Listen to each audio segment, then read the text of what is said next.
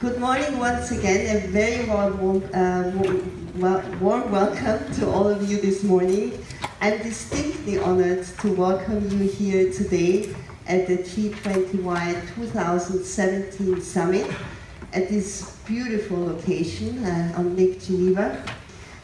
You have traveled from all over the world to come and be with us here today. In fact, we have representatives from more than 25 countries around the world. And I would like to call upon a few participants that have made a particularly long journey.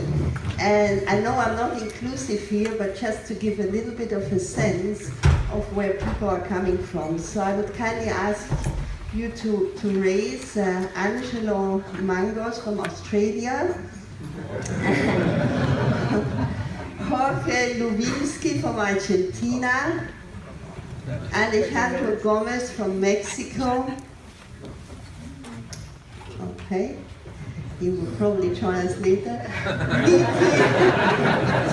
Nitin Talwalkar from Singapore, Akira Mochitsu from Japan, Rightwell Mandla and Chaki from South Africa.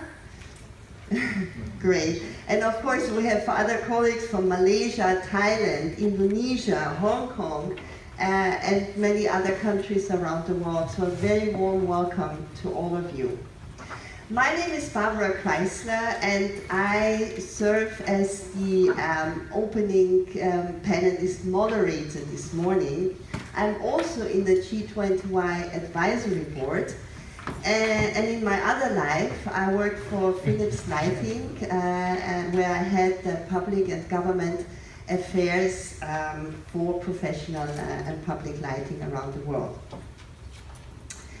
Our aim here today at G-20Y is to provide you with lots of food for thought, plenty of discussions in the working sessions, and interaction among yourselves. I'm sure most of you had the opportunity already last evening during the reception to get to know each other, and that will certainly continue over the next couple of days. So this is G-20Y 2017, and boy, what a remarkable year this has been so far. The overarching theme this year is an era of deglobalization, opportunity and risks. And I think we are spot on with that topic. But on the other hand, when you think about it, at first it might actually sound a bit counterintuitive, because on one hand, the rate of digitalization is ever increasing. Artificial intelligence, self-driving cars, international opportunities for businesses around the world are mushrooming. But yet we need to acknowledge that with that speed of change, there are more and more people left behind with their concerns and their angst, and relative to that, their insecurities and growing prejudices. President Donald Trump's victory in November, surprise victory in November last year, has and continues to profoundly shape the global system. Not only do we wake up every morning to 140 characters about the thinking inside his head, but President Trump's America First logic also is intending to reduce imports, to increase domestic manufacturing in the US, to build trade barriers and to build walls to restrict immigration. And there's certainly a well-founded fear that other countries might follow suit in order to protect their own interest. Think of Brexit. Think of some of the far-right movements that we have seen across the world. Think about the elections in Germany just last Sunday. Protectionist strategies also cause geopolitical consequences, and tensions are rising all over the world, from Mexico to North Korea, from Venezuela to Iran to Myanmar. How the world got there is up for debate, and I think we will probably discuss that more in the days to come. However, one thing is clear: the systemic effects of unilateral protectionist move should cause concern for all of us. Such choices can leave everybody worse off and ultimately damage the states themselves. Surely in history we have seen waves of progress and again periods of reversal. No system is meant to last forever, and history certainly does not repeat itself. Still, the recent developments do invite comparison to some of the geopolitical turmoil of the 1930s, and these similarities are something to worry about. When hegemonic states unilaterally scrap their commitment to an open economic order, that might certainly trigger consequences far beyond their borders. So yes, 2017 does qualify as an extraordinary year and might even mark the start of a new era. As we come to terms with the fact that the peak of globalization might be behind us, we see this as a call on us as the G-20Y community. What are the risks related to deglobalization? And are there any opportunities that we can gather from that? At G-20Y, we want to add value to some of this global discourse around this question. This is what we stand for. Based in Geneva, Switzerland, the G-20Y Association is an independent and particularly politically independent non-for-profit organization. The G-20Y Summit took first place in the aftermath of the global financial crisis in Toronto and has since then gathered on an annual basis in various locations around the world. The objective of the G-20Y Summit is to jointly develop and share innovative and creative ideas around important policy matters that are on the agenda of international institutions and organizations. We have 4 industry-based committees: energy, food, banking, and insurance. And we have 3 topic-based committees: demographics, jobs, and digitalization, digital innovation. During the summit, every committee will have 5 drafting sessions of approximately 2 hours each. Your main task in this committee is to draft a 2-pager called Perspectives. These perspectives should comprise of the most critical economic and geopolitical issues for policymakers, business leaders, industry bodies, and the society at large. The perspectives may contain critical issues and questions that are provocative and not easy to answer. They should be to the point and should explain the rationale behind them. And of course, they can also include concrete recommendations. The G-20Y committees will then present these perspectives to the institutions that they have selected. Through regular dialogue, they can then measure the impact that their recommendations have in the agenda of the institutions.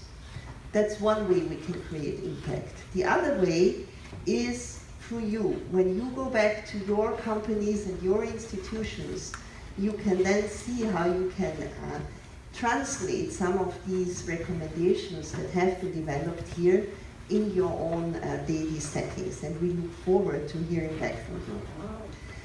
Okay, let me now turn to the first agenda item today. We are all extremely honored and grateful to welcome the 6 opening panelists on stage. May I ask Benoit, Fabien, Henrik, Jacques, Steve, Eric, and Alain to join me on stage, please.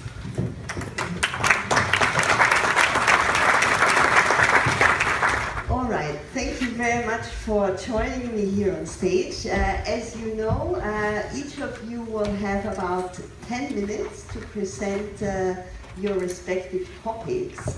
And after that, ladies and gentlemen, dear friends, we will open up for Q&A. So this will be then your chance to challenge these guys upstage and to, in the spirit of G-20Y, ask them some of these provocative questions that we hope we will be able to talk about during the next couple of days. Benoit, let me start with you. Benoit is the Executive Director of the International Partnership for Energy Efficiency Cooperation. Benoit has an extensive career in the fields of energy efficiency, climate change, with a strong focus on developing and emerging economies. He started his career at the Berkeley National Laboratory in California, then went on to the French National Energy Environment Agency, further the International Energy Agency, and later on the United Nations Development Program, UNDP. Benoit is a civil engineer and holds a Master of Science in Mechanical Engineering from the University of California in Berkeley. Benoit, may I give the floor to you, please? Thank you, Barbara, and good morning, everyone. It's a real pleasure for me to be here for the second year. It's a real pleasure because this is my home country, and I think I've never been in such a beautiful hotel in my home country, France. I also must say that 14 years ago, in this very building, met the G8. And my organization was born from the G8. In 2009, the G8 that, discussed the important things in the world, trade, finance, economy, growth, they put on the agenda sustainable energy. And in 2009, they opened their meeting to 5 additional countries, the BRICS. And in 2009, they decided that the topic of sustainable energy is so important because of the challenge that we face, that we have to create a new platform to discuss among governments on key energy dimension, and in particular, energy efficiency. So they created the International Partnership for Energy Efficiency Cooperation. The name of the organization that I am heading is related to this mission. It's like my name, Le Beau. You can call me Le Beau if you prefer. Since the past 4 years, I've been traveling to the different members of the IPIC, which are mostly the G20 countries. 17 countries of the G20 are members of this partnership dedicated to energy efficiency. So I travel the world, and I take the plane quite frequently, like most of you. I have my frequent flyer with Air France. I like that. But when I take the plane, I fear that the plane crashes. I don't like taking the plane. I travel a lot, but I don't like taking, because of the shaking and the turbulence. I don't like that. But I'm a rational man, and I know that the statistics prove that I have one chance out of 1 million that me in that plane will crash. So I'm okay. I'm okay. We are facing a world where the reality of climate change now raise the risk that a total collapse of the economy is reaching 10%. And if tomorrow I am asked to fly on a plane where the risk of collapse is 10%, I don't think I will take that plane. We are all embarked on a reality where the global economy, because of climate change, has a very high risk to collapse and turn really bad. And for some reason, it took us a while to hear that and to understand that. Climate change is a sad reality.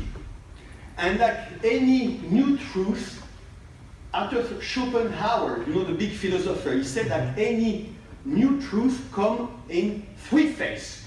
The first phase is it is ridiculous. Climate change is totally ridiculous.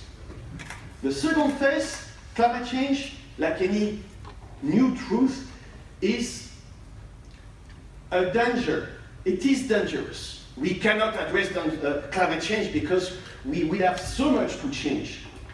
And the last phase of any new truth, it is obvious. It is evident. It is self-evident. And then the world changes, and then the truth becomes a level playing field for the whole community.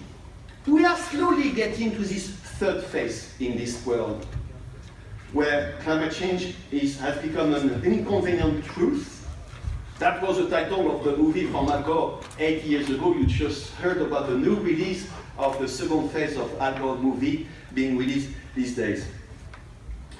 To understand climate change, we can try to understand what will happen if the world gets warmer. We don't know how warmer the world will get. But for my side, I have explored at several occasions the previous climate change that we face.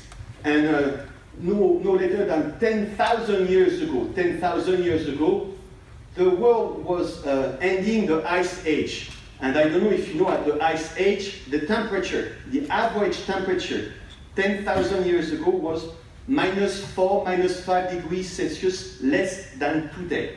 -4, -5. And it was a slow warming over several centuries to bring to the era of climate stability. But when the world was 4, 5 degrees Celsius less than today, 10,000 years ago, the world was very different. The ice cap was typically from the North Pole, was covering North America and most of Northern Europe. There was 1 kilometer of ice on the place where New York sits. 1 kilometer of ice. There was no British Channel in Europe because there was no sea between the British island and the continent, because sea level was lower than 120 meters. Lower than 120 meters. This is why between Asia and America, the Bering Strait, our ancestors could walk because the ice, a lot of ocean water was in the form of ice, and with an ocean lower than 120 meters, they could work on as a piece of land that was perfect continuation between the Asian continent and America. Sahara, in the middle of Africa, was a forest, green forest, with all the big mammals that we now know in some part of Africa. So anyway, this is just to keep in mind that the difference between the Ice Age and now is 4 or 5 degrees Celsius. If we don't address climate change, in less than a century, we risk a world where the warming will be in the order of 3, 4, even 5 degrees Celsius. In such a short time, this is unheard. All what we know as the consequence for the human beings on this planet will be so important that there is absolutely no way we can imagine a population of 7 billion people living on planet Earth at the end of the century with a world warmer by 4 degrees, for instance. Of course, we had the Paris Agreement in December 2015, and the Paris Agreement brought the world on a political agreement that was very important. But the commitment made at Paris to address climate change, to mitigate the risk, to lower the greenhouse gas emission, have been set on voluntary basis. And when we add all the voluntary commitment made in Paris by our countries, by the world, we are still facing a world where the warming will be above 3 degrees Celsius. So we still have a long way to commit to more decarbonization of the world. So this implies two things. First, we have to change the way we think and use energy, and in particular fossil energy, and the way we use land. Land, agriculture, forestry, those are the two main sectors that we have to face. 66% of the problem of greenhouse gas emission come from the energy sector. So yes, there is a focus and an importance on the energy sector. The topic of the conference, the coming 3 days, is deglobalization, opportunity and risk. And I like the D word. And there are 5 D word that applies, that I propose to your thinking to address the challenge of changing the energy system and addressing climate change. The first is decarbonization. We have to fully decarbonize the energy, the world economy. like decoupling. We have to decouple, of course, economic growth with greenhouse gas emission, energy services with the energy consumed, profit from volumes. Decoupling is precisely what countries, through the organization I run, are trying to implement in the field of energy, decoupling. Third one is decentralization. There is a very fascinating movement in the energy space where now we are no longer interested to build a massive power plant to fuel the world, because energy is a lifeblood in any economic and human development. Without energy, no economic, no human development. So we need energy. And so far we have bet only on one type of energy, big centralized energy system. This is over now, with a decentralization of the clean solution. And the clean solution, those are the renewable energy from biomass, hydro, wind, solar, and geothermal. Those are local, decentralized. The way we have built so far the energy system have to be totally rethought. And this is the notion of decentralization of the energy system. The fourth D is digitalization.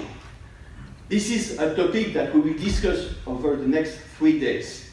And in the field of energy efficiency, digitalization is already changing massively the way we produce energy and the way we use energy and the way we develop new energy services. It is happening so fast, and I look forward for the discussion we're going to have.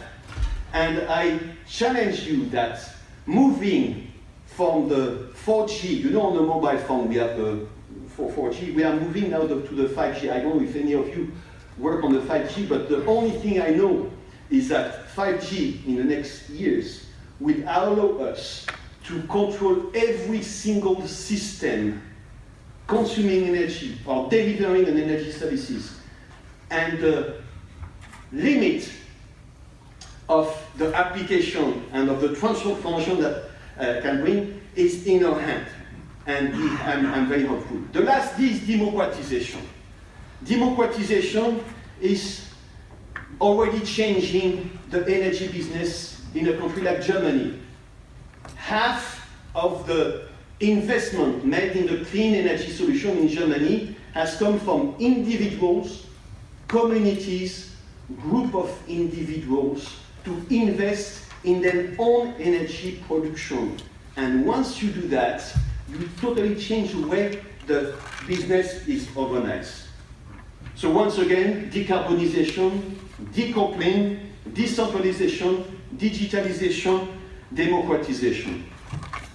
Final words from my side is to bet on the knowledge economy. We live in a world where knowledge has to become a first fuel. And to understand the knowledge economy, we have to keep in mind that in the world, there are the finite resources and there are the infinite resources. Finite resources are all the resources that we are using, and typically fossil fuel or some rare earth. The more we use, the less we have. The more we use, the less we have. Money. If I share what I have with you, I share, and the less I have. So all this is finite, right? And on the other side, there is the infinite. Infinite is renewable energy, the energy efficiency, friendship, love are infinite. And the interesting point is the more we share, the more it grows. Friendship, love, clean energy, the more we share, the more it grows. When I share my knowledge with you, I don't lose my knowledge. We all benefit, and we all become more knowledgeable. The big difference, final word, is that when we exchange finite resources, it is immediate. Transforming a financial transaction, a check note, Nano's gone online to send to exchange some money or to purchase something. But knowledge takes time. So we have to accept that the transformation of the world that we are facing and the rethinking of the energy system takes time. And I really hope the type of dialogue that we're going to have in the coming days will take part of that, of this knowledge economy, understanding that the benefits are infinite, the limits don't exist, but it takes time to really pass the information. And I hope our debate starting now will contribute to that. Thank you very much for your attention.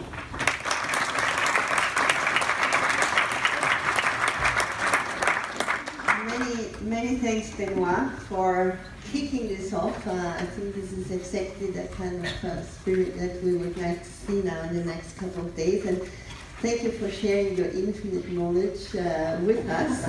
I think we have all grown and are growing from that. I would like to now come to Fabian Shea. Fabian is the Managing Director and Global Head of Investment Products and Services at Credit Suisse. Fabian has more than 25 years of experience in the global financial markets, and having worked at UBS and RBS in a variety of senior trading, product and distribution roles in London, Zurich, Chicago and New York. Most notably, Fabian led the global sales area for foreign exchange and data for fixed income and currencies at UBS, and he served as a founding board member of an industry consortium. At RBS, Fabian served on the Global Markets Managing Committee as Global Head of Prime Services and Electronic Markets, and later as Global Co-Head of Currencies and Emerging Markets. He holds an MBA in Finance from the University of Chicago and a Bachelor of Science in Economics from Miami University. Fabian, the floor is yours. Thank you. First, I feel slightly self-conscious after such an impassioned speech to be giving a talk on something as analytical as finance. I guess I can only promise you that the temperature is also rising fast in finance, maybe faster than a century.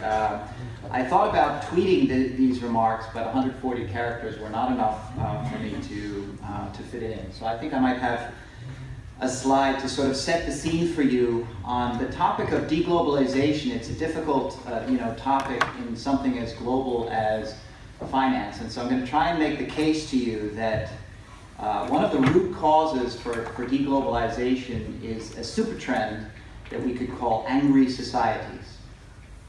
Don't get angry with me for making the case to you as to how it came about. So maybe this all started with the financial crisis of 2008, where authorities stepped in to take measures, an economic policy mix of fiscal austerity and loose monetary policy, to stop the crisis from happening again. And I think they did do a good job of stopping the crisis from happening again. But what happened also within developed economies, go to the next slide, is it proved quite detrimental to the middle class.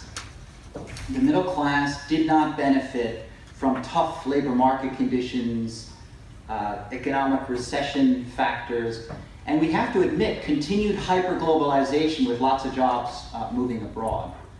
So admittedly, the middle class in developing economies, in some instances, did better, but within countries, the gap between the wealthiest 1% that benefited tremendously over this period since the crisis and the middle class widened.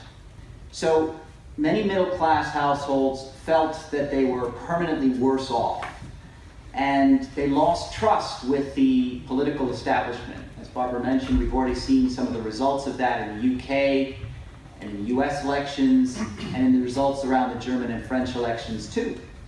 So these new politicians, whether they're incumbents or whether they're new politicians, will almost certainly place more emphasis on restoring the prosperity to the financially disenfranchised and to the middle class. So this angry society is not just here, but it continues to grow, and I don't see it as a fleeting and temporary thing.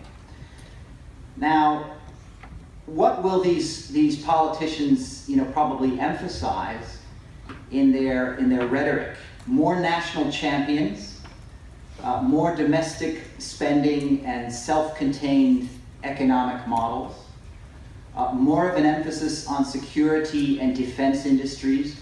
Remember, one of the probably the top two worries for most people, but in particular this class of financially disenfranchised, is uncontrolled migration and is the rise of terrorism. So, you know, everybody wants a sense of security, job security, and individual security. So the national champions as it relates to security and defense are sure to benefit. So more traditional industries, you know, manufacturing, aircraft procurement, and things like that are actually certain to benefit. And at the same time, ironically, the emerging market economies as well will also emphasize domestic production, such as domestic car production in India or domestic pharmaceutical manufacturing in Brazil. So this angry society's super trend has a very deglobalizing ring to it. And yet it's happening at the very same time as another unstoppable trend, which is hyperglobalization, digitization, you know, innovation, all these things, you can't really stop them. And so, just moving to the next slide, what I'll try and do is now overlay this super trend on you know, how should we even look at this in finance, which is a very global industry. So I try to do that by breaking down the different roles in financial services. Let's start with employees and clients. So, you know, let's start with clients. If you're an investor and you kind of travel or change your domicile, does your home country's regulation around investor protection still extend to protect your interests?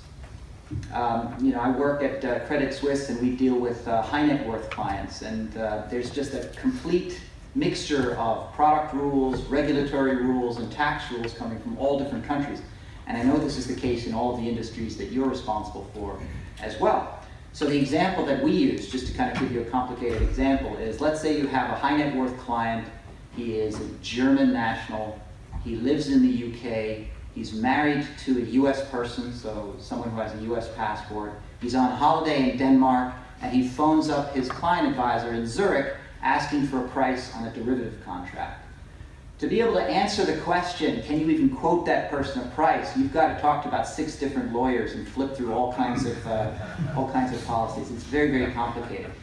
And if you think that this global travel is relegated to the, you know, to the affluent, I mean, obviously it's not. I mean, think of a student who moves abroad to get access to a better school, maybe using a student loan domiciled in their home currency, which may be funded through peer-to-peer lending from investors outside of their home country.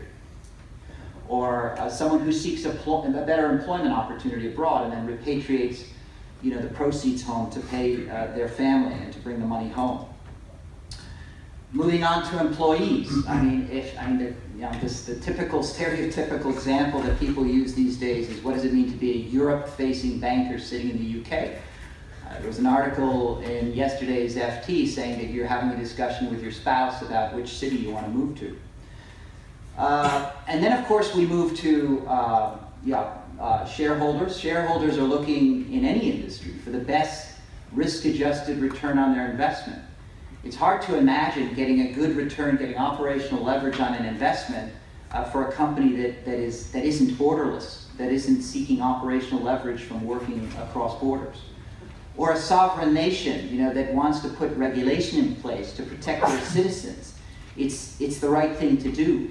But you know, they recognize as well the global nature of the world, and there'll be a rush to set standards. And that's why we see a lot of extraterritoriality in the rules, where everybody sort of rushes to set the standard for the regulation. So I think both of these trends, you know, the super trend, angry societies, but the unstoppable hyper-globalization are gaining momentum. And so all I can say is that working together and collaborating across partnerships, across all of these stakeholders, across industries, is just so important to try and get this right. And I know that we'll do that over the next few days, at least take a stab at it. But I think one of the things in finance that we in our panel need to consider is how should we evolve our current business model, to capture these trends, the deglobalizing trends, while at the same time respecting the globalization. And I think one example is, as these transparency rules come out and continue to get better, and more information is available to clients and to people about their investments, let's leverage that. Let's do a better job of educating clients about how to invest and how to save. There's a rising demographic of an aging population, and the pressure on public pension systems will never be able to handle it. So we're going to have private solutions as well. Educating people on how to save, not just for affluent people, but financially underprivileged people. It sounds trivial. I was actually speaking to a fintech company based in Israel that has something called a chatbot. And for those of you who don't know, it's a chat system using an algorithm that mimics human contextual language to achieve scale. And it's a bit Industry 4.0, and it's with retail clients to achieve scale. But the point is, what this algorithm does is it speaks to retail clients at banks to encourage them to save, to set goals like how many months do I have to take money out of my weekly paycheck so that I can afford to buy an iPhone. This is, for those of you who have kids, this is a non-trivial task to teach someone how to save 7 or 10 euros a month. And having a chatbot remind you to do that. Another phenomenon that it's trying to tackle is, in the developed world, the average amount of unused subscriptions, so a subscription being a magazine, newspaper, Netflix, some kind of whatever, internet subscription, unused subscriptions, is $99 or Swiss francs. That's the average. Incredible. And $99 is a lot of money for any of us, but for someone who's financially underprivileged, it's even more. So these are the kind of best practices that I think we need to consider. And really, there are tons of other examples. Using digitization across the value chain to think about trends that are emerging, like peer-to-peer lending, fractional ownership. Do I really need to even own the asset? Again, for those of you who have millennial-aged children, the very notion of owning a car or owning a home is not as centric to what it was perhaps for us growing up. So we have to think about the whole part of the value chain, the systemic risks. Of course, there's not just opportunities, but there's risks in the value chain. The one risk that I'll of course touch upon is cybersecurity, because it's not just a future risk, but it's something we've already seen manifest itself in elections and in data theft in a big way. And I think we can all agree we're more closer to the beginning of the risk of cyber risk than we are to the end of having figured it out. So, look, we all have a responsibility to work together to recognize the opportunities that come from globalization, and I don't think we can avoid them. I don't think that we can just be protectionist and put up walls and borders and turn the clock back. But at the same time, we do have to understand the root cause of angry societies and realize that this is very much here to stay. And look, it's part of all of our responsibility, not just in finance, but in every industry and body, to try and work together and collaborate to try and find better solutions. So I very much look forward to exchanging thoughts with some of you over the next few days. Thank you.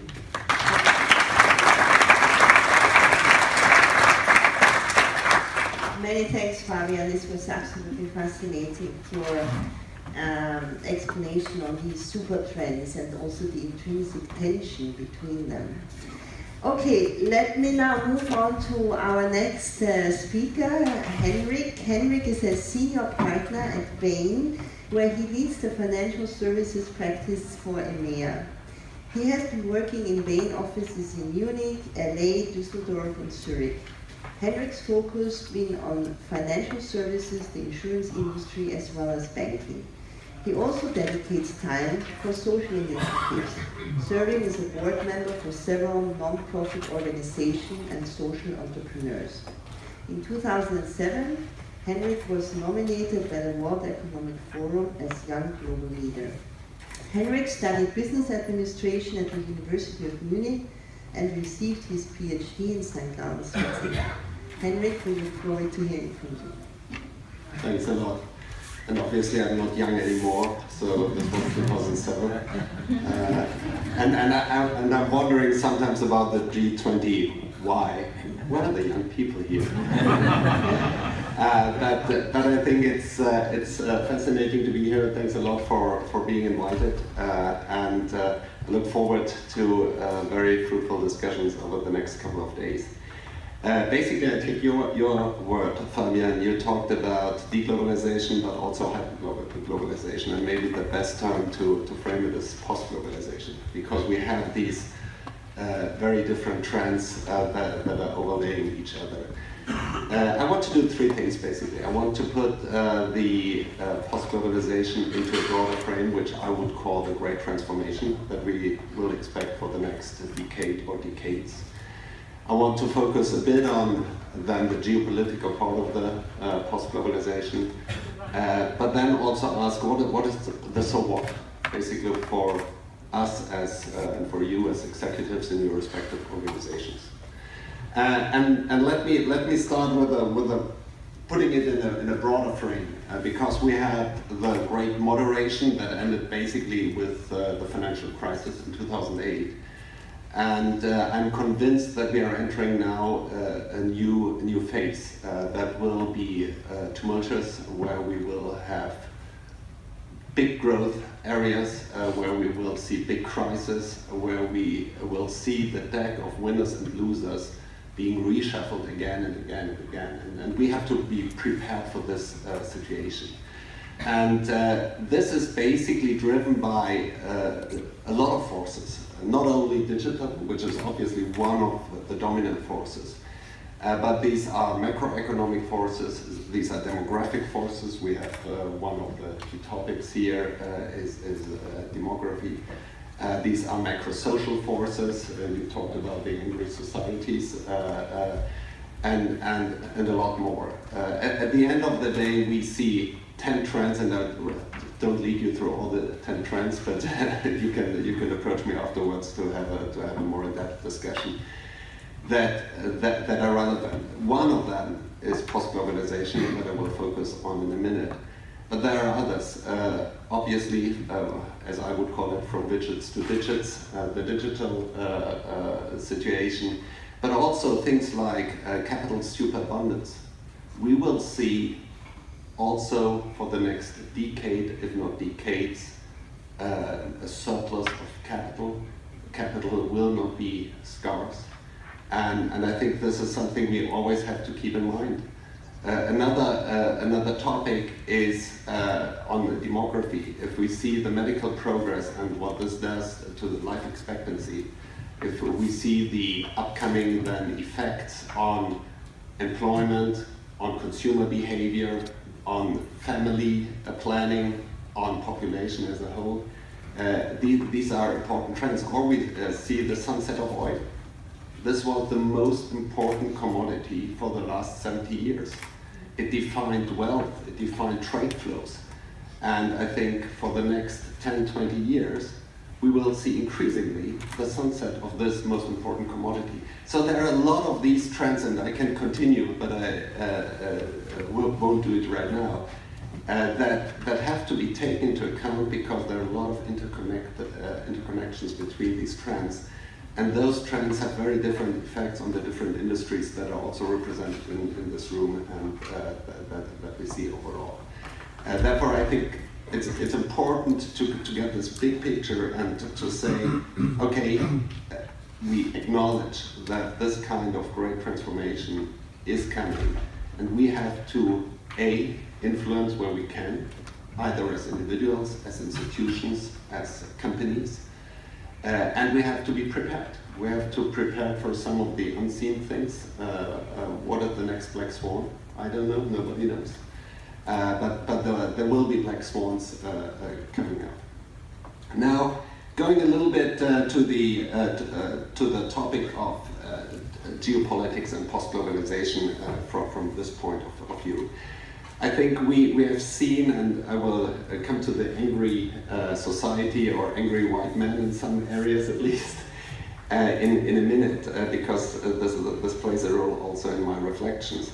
We have seen in the past in the second half of the 20th century, we have seen basically great growth. We have seen opening of markets. This was the great times of globalization. We saw the baby boomers entering the labor markets. We had basically a time when labor was abundant, customer abounded, but capital was scarce. And this is the time that most of the executive members grew up in and were educated. Capital is scarce, labor is there, and also demand-driven growth. But we all know that the situation has changed, and we increasingly see winners and losers. And this is between countries, among countries.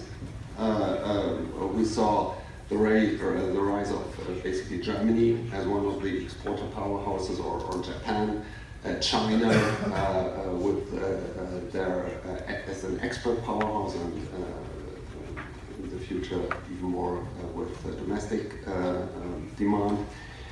But we also saw countries that are not participating equally in this boom. And within the countries, we saw that, for example, labor was competing on price. And suddenly we had, especially in the advanced economies, some parts of the population that were really benefiting from these developments, and others were suffering from that. And this comes back to the forgotten middle class, whatever you call it. Being a German, we just had our election. I was shocked when I saw that in Eastern Germany, the largest party among male voters is the AfD, the Alternative for Germany, or Alternative für Deutschland.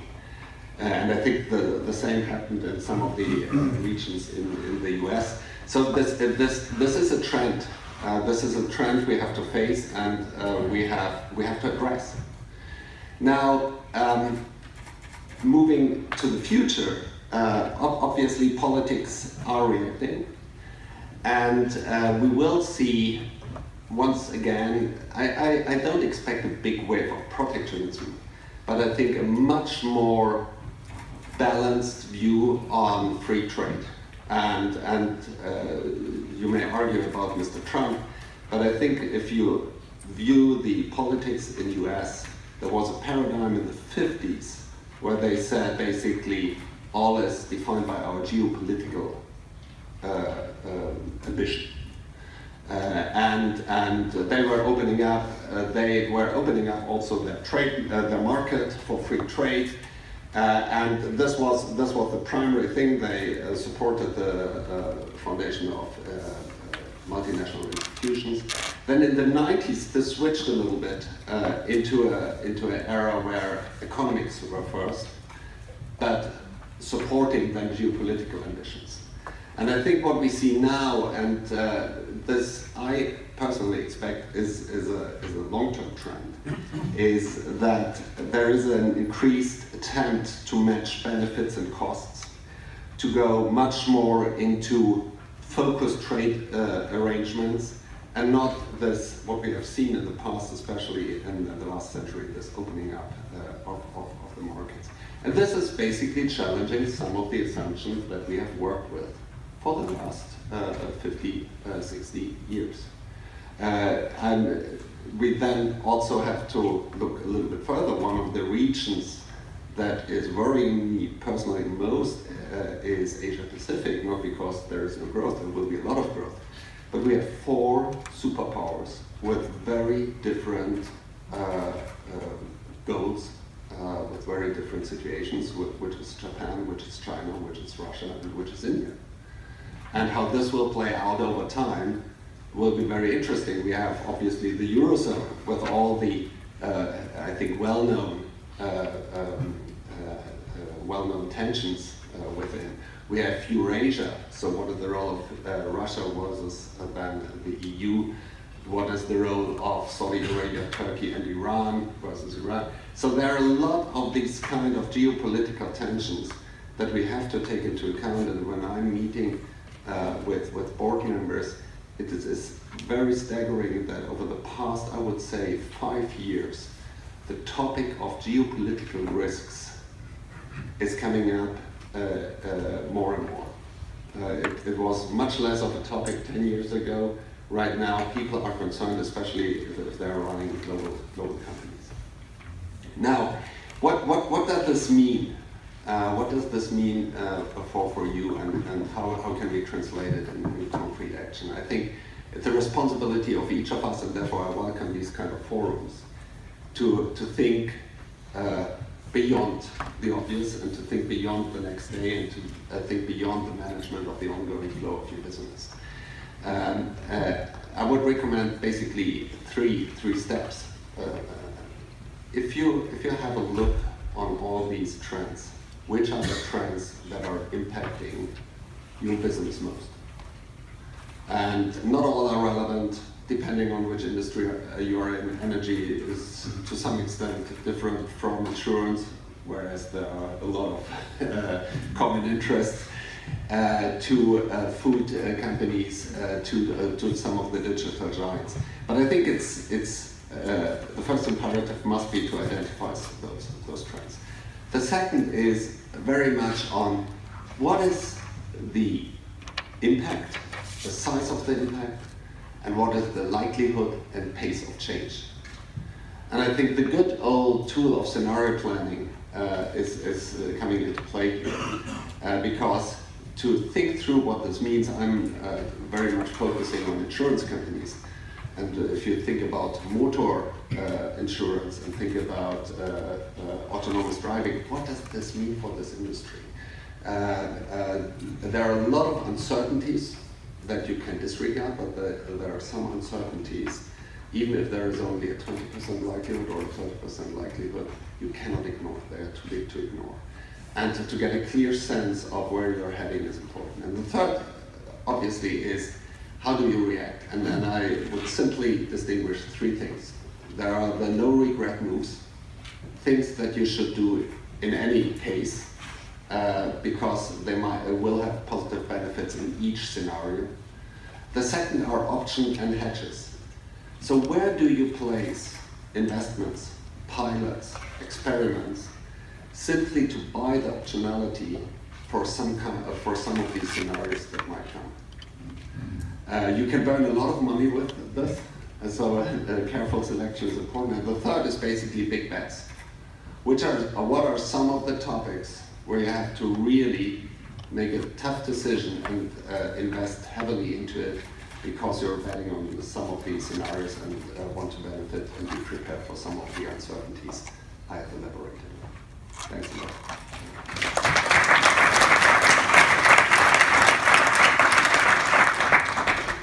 Many thanks, Henrik, for these elaborations. I think it also shows how much all these topics that we are discussing here are actually linked with each other.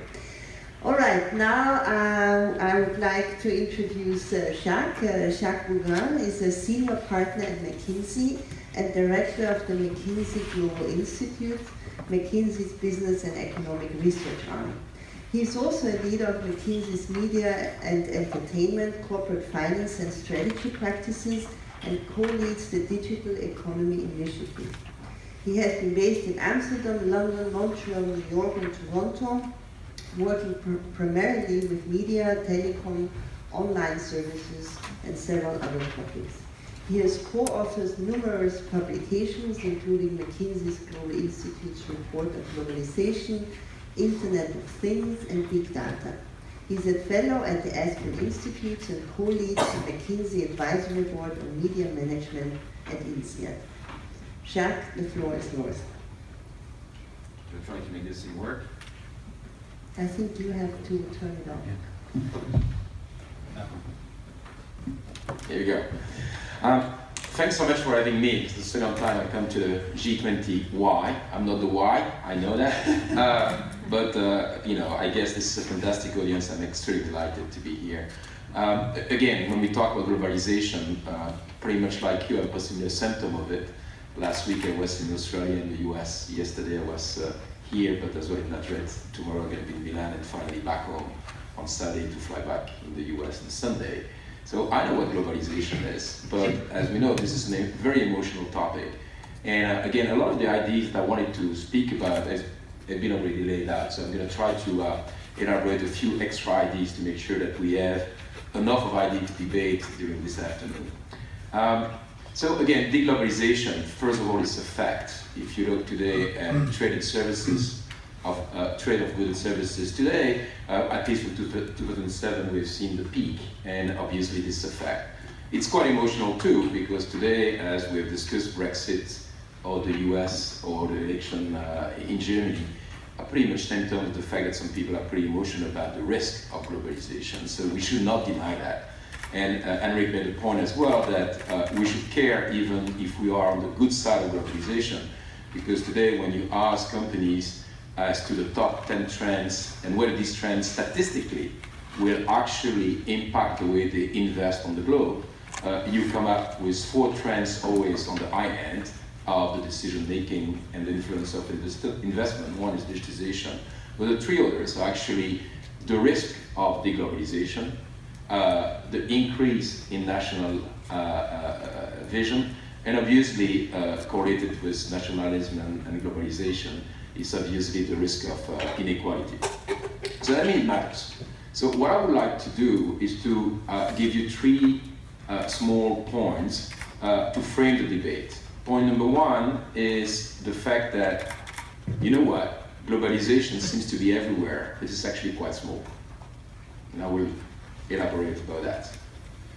The second point is that if globalization is possibly small, it's indeed changing, and it's morphing to data flows with huge consequences, which today most of the people have not necessarily been able to grasp, except if you are obviously in services industries or like the finance industry, where obviously this has been the rule of the game. And point number 3, deglobalization. Yes, it's emotional, but it calls for this is a symptom of something, and the something is mismanagement.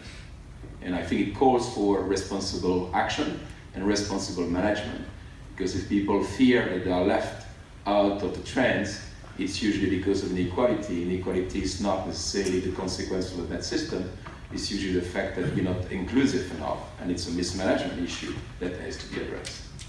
So let's go to each of the points one by one.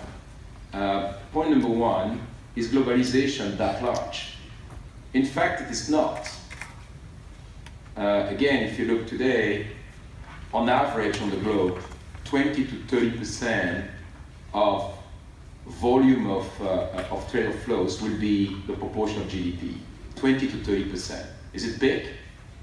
Well, not really, because remember in accounting, those flows are measured in gross value, that means in revenue, not in added value. So if you get really in gross value added, this numbers comes down to 10 to 15%. So if you today, you ask on the 67 trillion of added value created economies, how much of that is coming from flows?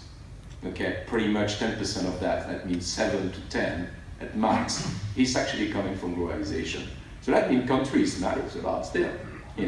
55 to 60 trillion of the value created happens locally.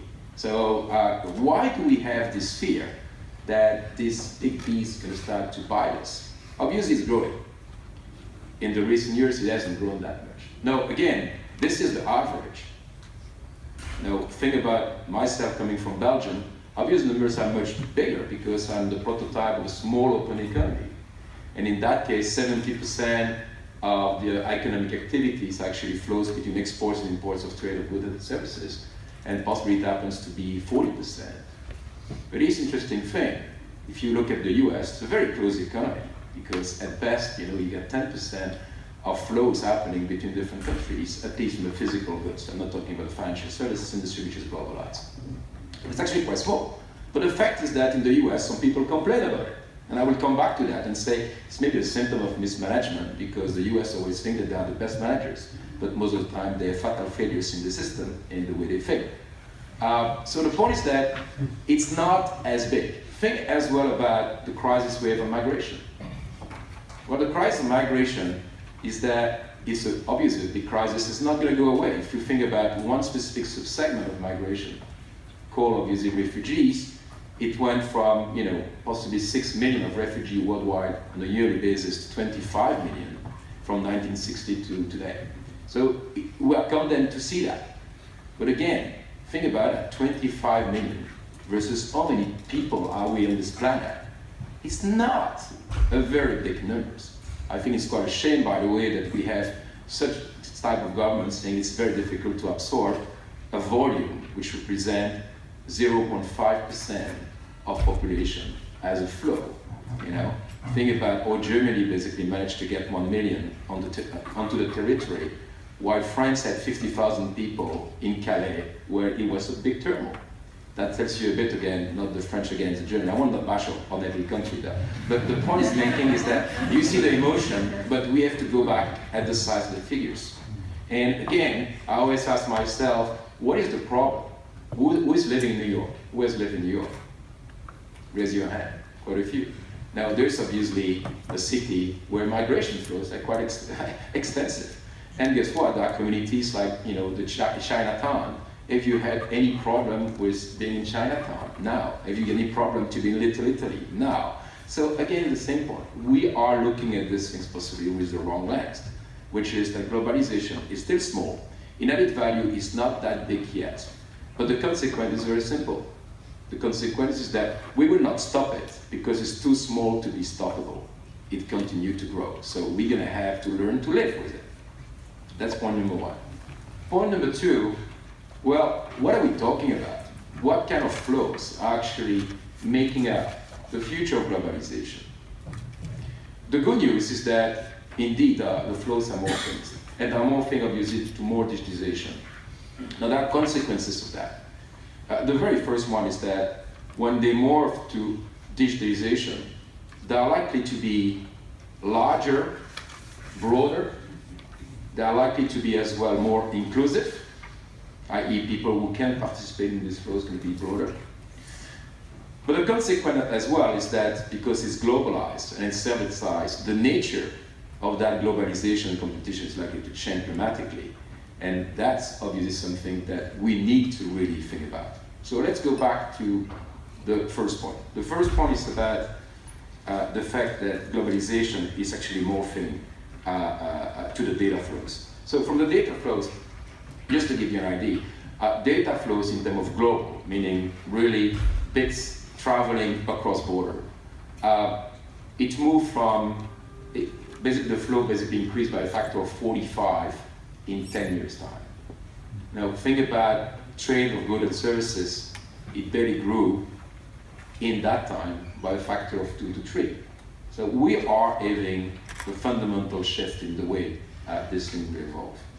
Now, again, we still think about globalization as the classical trade activities where you take some manufacturing items, you put it in a ship, and the ship is basically traveling across the world to be provided somewhere. But again, as I said, the data flow is much more volatile, much more subtle than that, and that's the reason why it's 45 times bigger.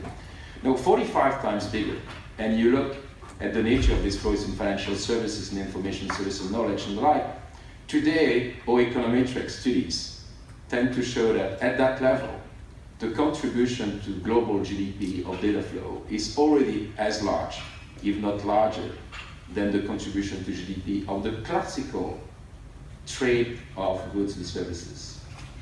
It's already larger. It's obviously an effect linked to the fact that it's growing so fast that the contribution to GDP is obviously higher from a small base. But on top of that, the nature of these flows are changing. Second point is much more broader. Now, think today, most of you, I guess, have done some e-commerce activities. Well, today, I'm quite sure you can go on Amazon, but you can go on any website, and maybe your first reflex is to say, I want to buy XY product. And that product happens to be on a website on an Estonian company. Will you buy it? Well, first observation, in the past, you had no clue where Estonia was as a country. Second thing, you had no clue that Estonia could sell these goods.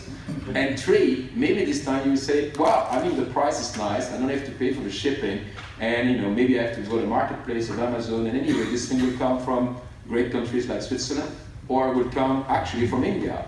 So why not to take it from Estonia? In fact, this is the interesting thing about trade. Trade is not only small, but it's extremely short.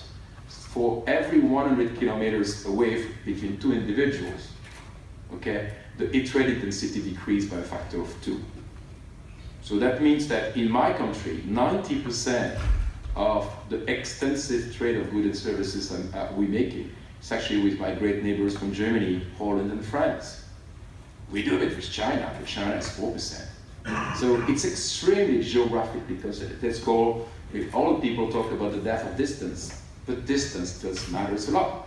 Now, if you go in e-commerce, obviously I start to buy from Estonia, you see that the death of distance is getting a bit more, not as a wish or whatever it is, but it's starting to be more of a reality.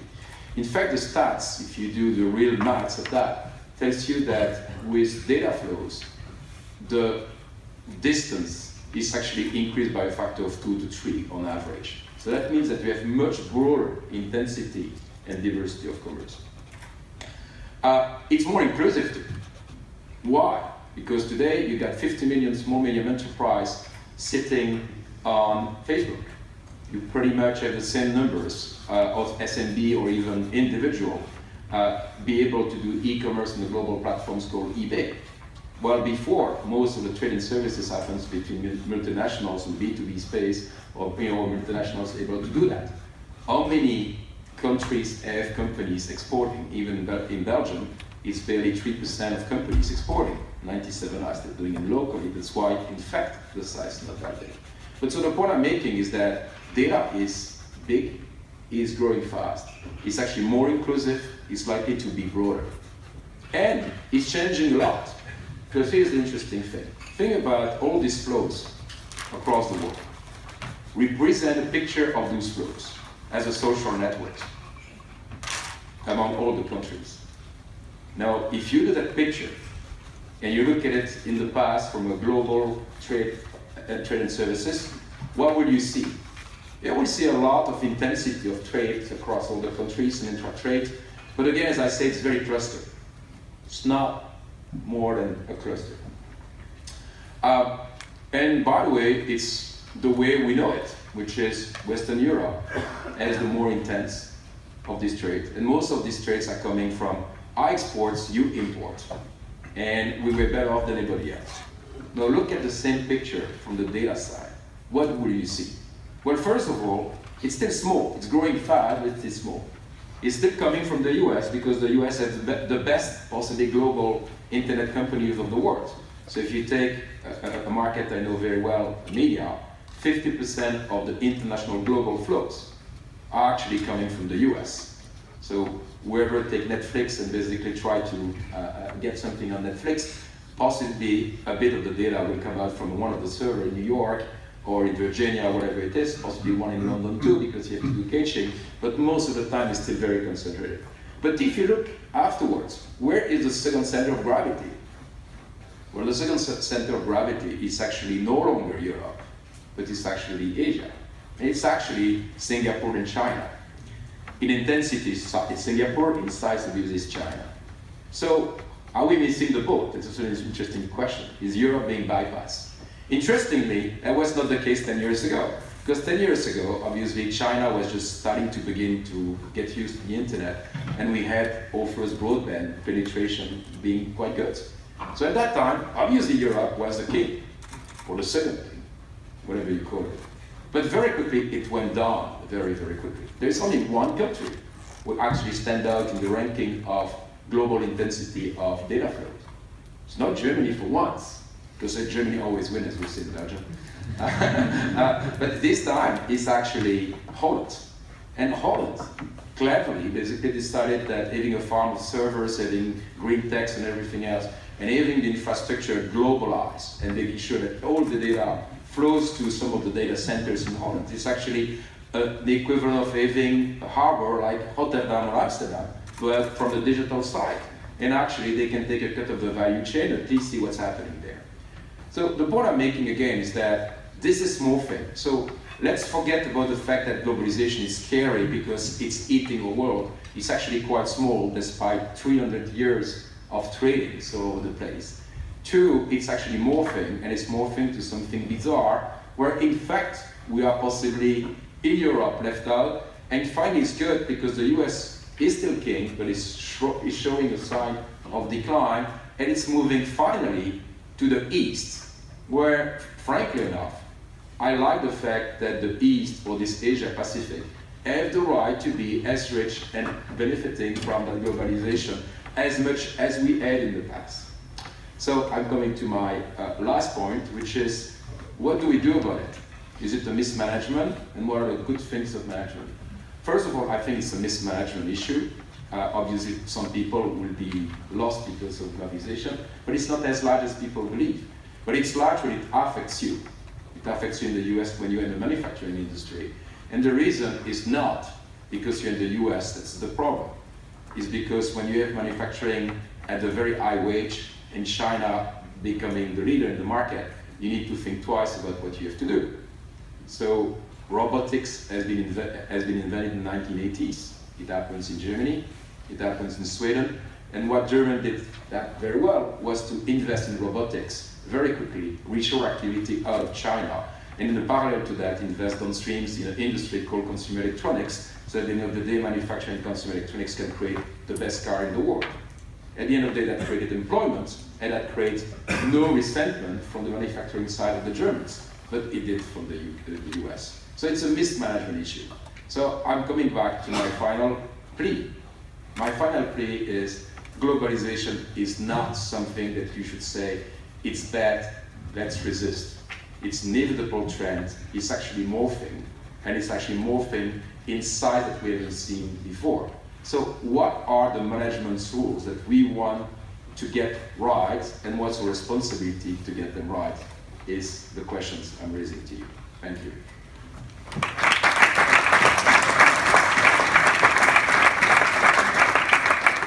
Thank you very much, Jacques, for these insights, and also to give us a slightly different perspective of the magnitude of globalization and migration for that matter. Okay, we are moving slightly behind schedule, but that's okay. Steve, I would like to introduce you. Steve is serving as the head of technology and operations for the London Clearing House. He has more than 20 years of experience in financial services and in technology and operations. He started his career at UBS, where he spent 15 years, including assignments in Tokyo and New York, in leadership roles across a range of technology developments. He then moved to RBS, where he was head of operations for the market division. Steve holds an MA in computer science from Cambridge University. Steve, we look forward to hearing from you. Thanks, Barbara. Always good to get the hurry up before you've even started. Good morning, everyone. In the past, this session on digital innovation has tended to focus on how to extend the reach of digitization and how different sectors should respond or adapt to make best use of it. But I'm not going to do that today. I do take it as a given that digital innovation is a force for good, that it is progress for humanity, that it delivers on a lot of the promise. But I think competitive forces will see to that progress. That isn't going to, doesn't require any additional support to make that happen. That's happening anyway.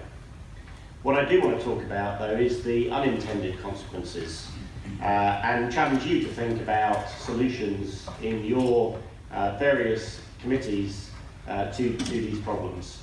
And we've heard a little bit about what some of those unintended consequences perhaps are in the talks we've had this morning, and the angry society as one concept.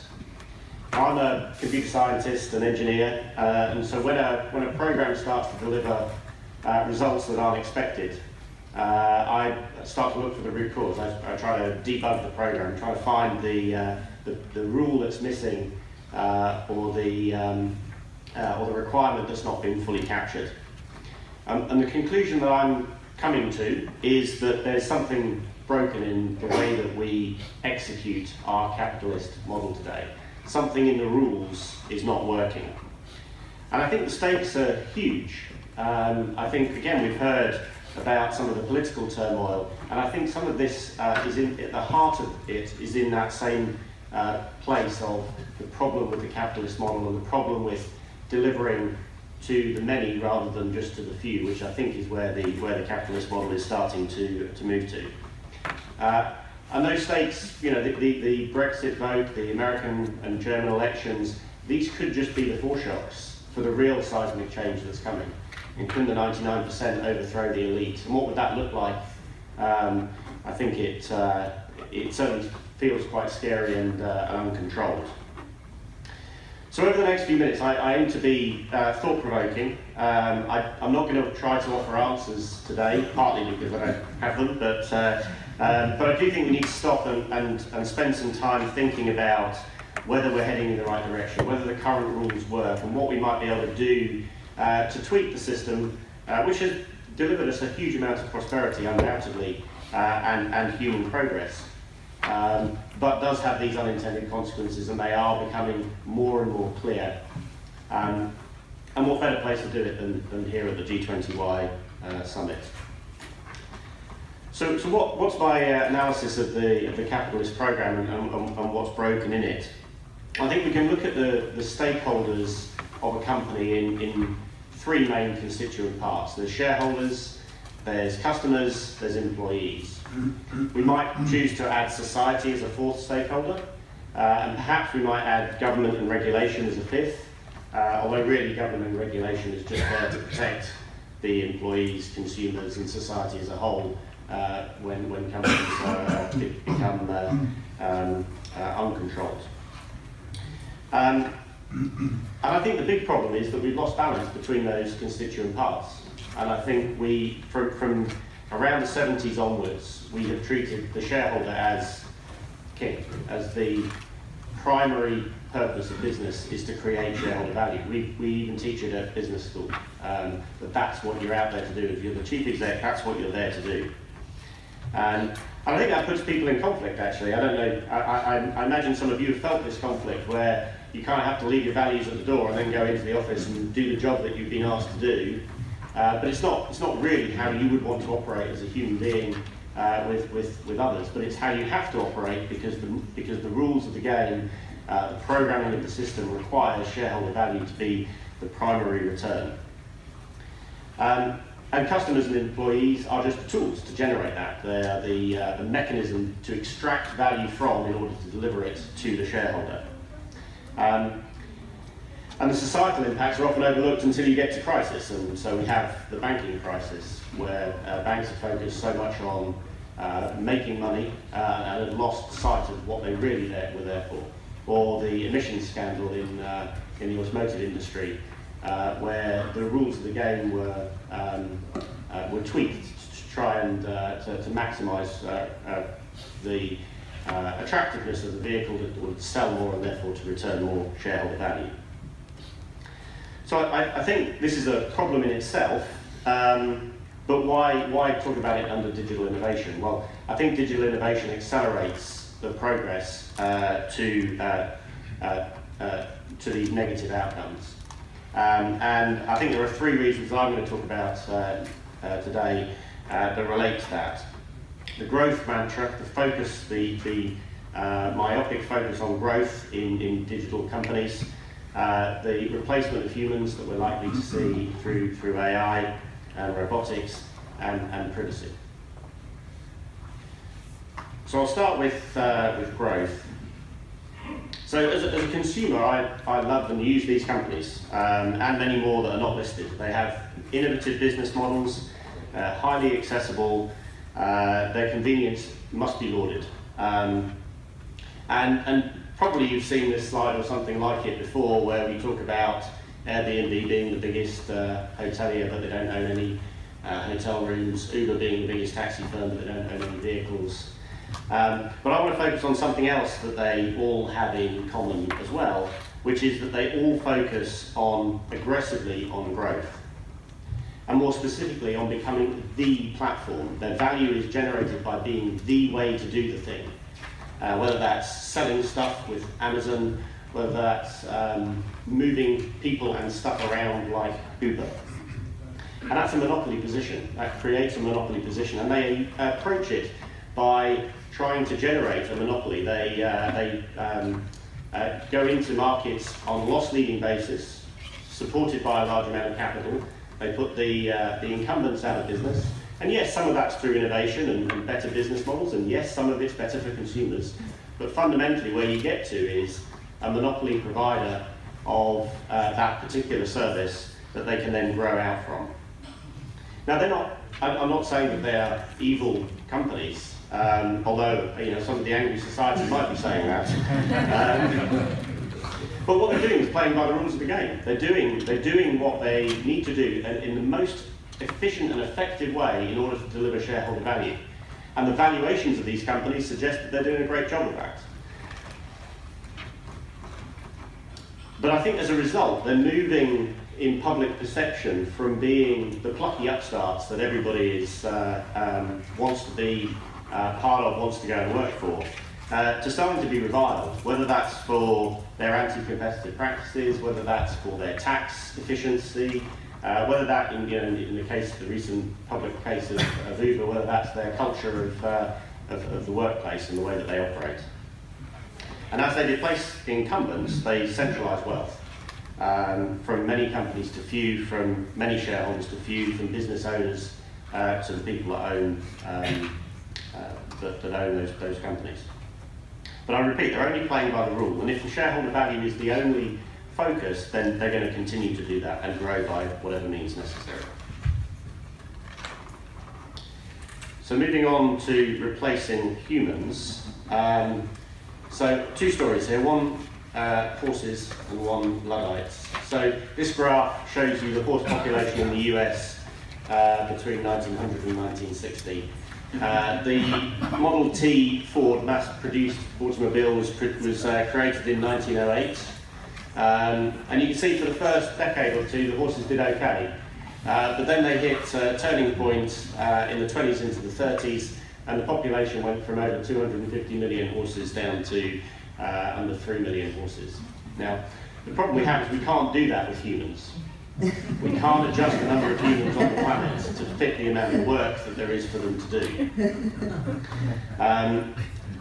So we're going to have to find a different solution. And if you look at where some of this replacement is coming from, let's take self-driving vehicles. The biggest single employment category in many US states is van and delivery truck drivers. That's going to go in 10 years, and that whole employment structure will be replaced by driverless vehicles or drones or whatever the solution is. And if shareholder value is all that matters, what will companies do? They'll lay off their staff when they get the opportunity to do so in order to deliver more value to the shareholder. Is that the best way to solve that problem? Now, the second story, just to put some balance in, is the Luddites story. So this same, somebody probably sat in a slightly less swanky room than this, saying the same thing about the Industrial Revolution.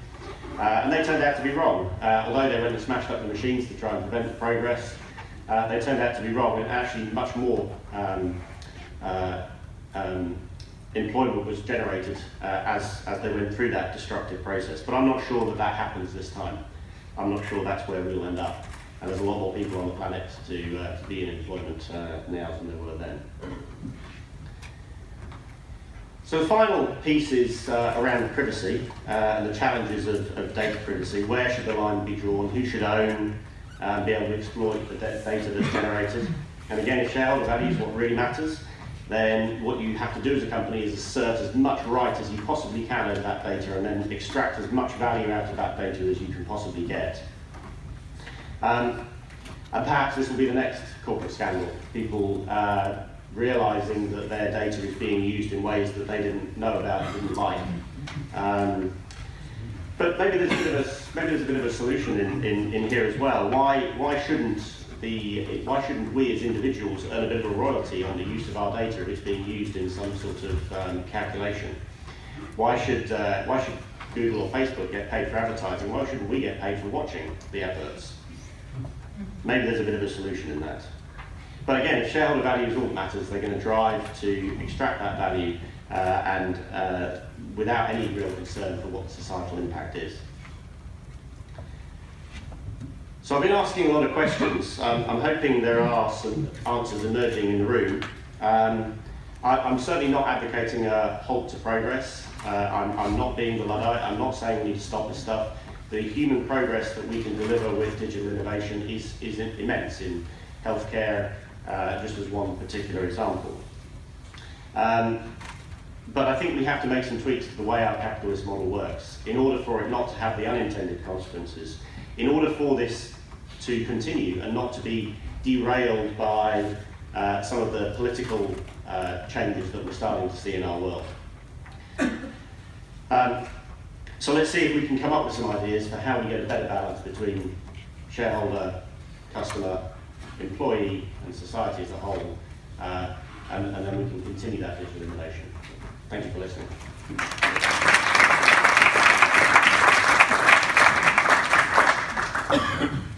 Many thanks. I think that was very insightful to sum this up between these three levels of shareholder value, customer and employees. Very insightful and lots of food for thought, for sure. Okay, we are now moving on to Eric. Eric is the co-founder and chairman partner of Concilio International, an independent strategic advisory firm based in Stockholm. Concilio works with Swedish multinational corporations and foreign clients interested in Scandinavia and Baltic markets. Prior to that, Eric served in the Swedish diplomatic service, including postings in Geneva, Washington, Bucharest, Beirut, and Paris. Eric, prior to that, joined the investor EV Group as senior vice president at SCP. That's the I'm not going to. That is too complicated. In addition, Eric serves as the chairman of the board of the International Council of Swedish Industry and the ICC Corporate Responsibility and Anti-Corruption Committee. Eric obtained his MBA at the Stockholm School of Economics. Eric, thank you for being here. Thank you, Barbara. I will do something that I don't always do. I will totally quit my sort of prepared remarks because being the last or the next last, I feel that most of the subjects that are interesting that I was going to touch upon have been touched upon and focused on. So I don't think I can add very much to this. I would just give you a little bit some reflections listening to my co-panelists, but also reflections on things I have been involved with over the last 40, 50 years. As a diplomat, I was for many years a trade negotiator, so that had to do with globalization. In those days it was called the GATT, and liberalization of trade rules, tariffs, etc., etc. And then later on when I moved over to the private sector, both in banking and industry, it was also a negotiation, and it had to do with trying to find customers, convince customers, and also be involved with governments both in my own country, Sweden, and in other countries to see to it that trade flows would be working, that trade deals could go through, that business could be created, etc. So I have a sort of down-to-earth practical experience my whole life of trade in various positions. And I belong to those who I'm totally convinced that globalization is basically a positive force. Yes, we talk today about deglobalization, and there are certain breaks now in the system. But at the same time, we have a hyper-globalization, as one of you was into, in the sense that the data flows, the movement of tourism, people coming, living in other countries, students through the Erasmus system in Europe, studying in other countries in a very expansionary way. So the trends are still there, and I'm not too worried that things will move in the wrong direction. But there are two reflections I would like to share with you that I think are extremely important if this is going to run on in a positive way. Number one, and that is of course based on my personal experience, there is much too little understanding and dialogue between, on the one hand, the private sector that does the business, that creates employment, that does trade, that is creative, that puts investments in place, that takes risks for the future. Well, that answers to the needs of growing economic wealth in the world. That's the private sector that is doing that. And on the other hand, governments that through the Westphalian system sit on a certain number of rights and powers and monopolies that one can always discuss, but for the moment it's still very difficult to convince a government that the government should perhaps do a little bit less, let the private sector do a little bit more, etc. I'll come to that later. My point is that the dialogue, the language, the exchange between the private sector and its representatives and governments, politicians, parliamentarians, etc., is lacking in quality and intensity.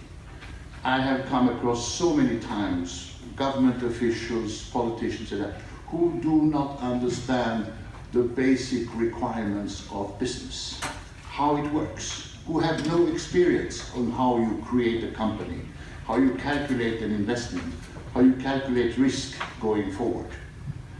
There, I think we on the private sector side, politicians also, government also, but it's also our responsibility to see to it that that dialogue functions better in the future.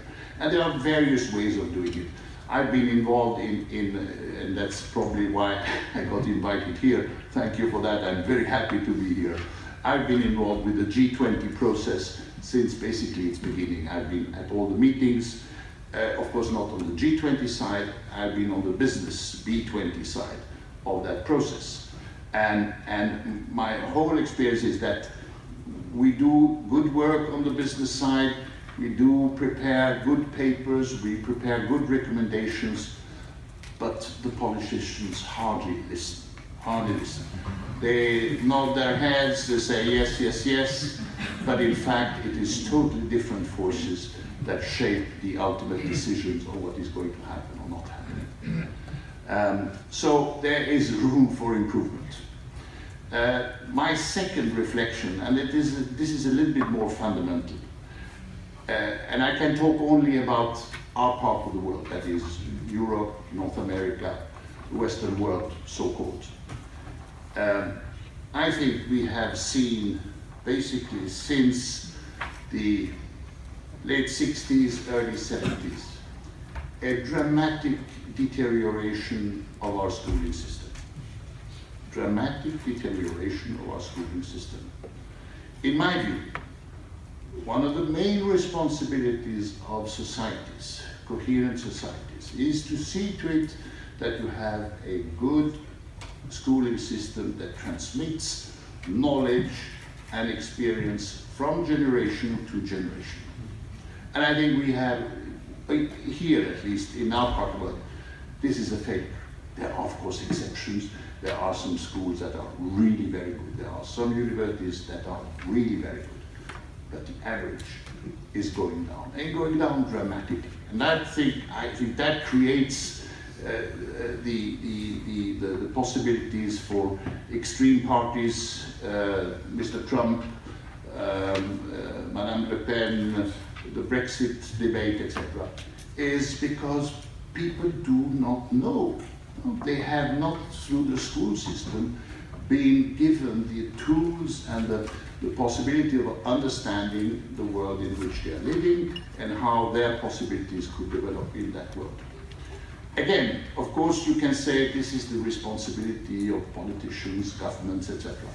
I think it is equally important that the business sector the private sector takes its responsibility for seeing to it that we finally turn around and improve and start improving the quality of our educational system.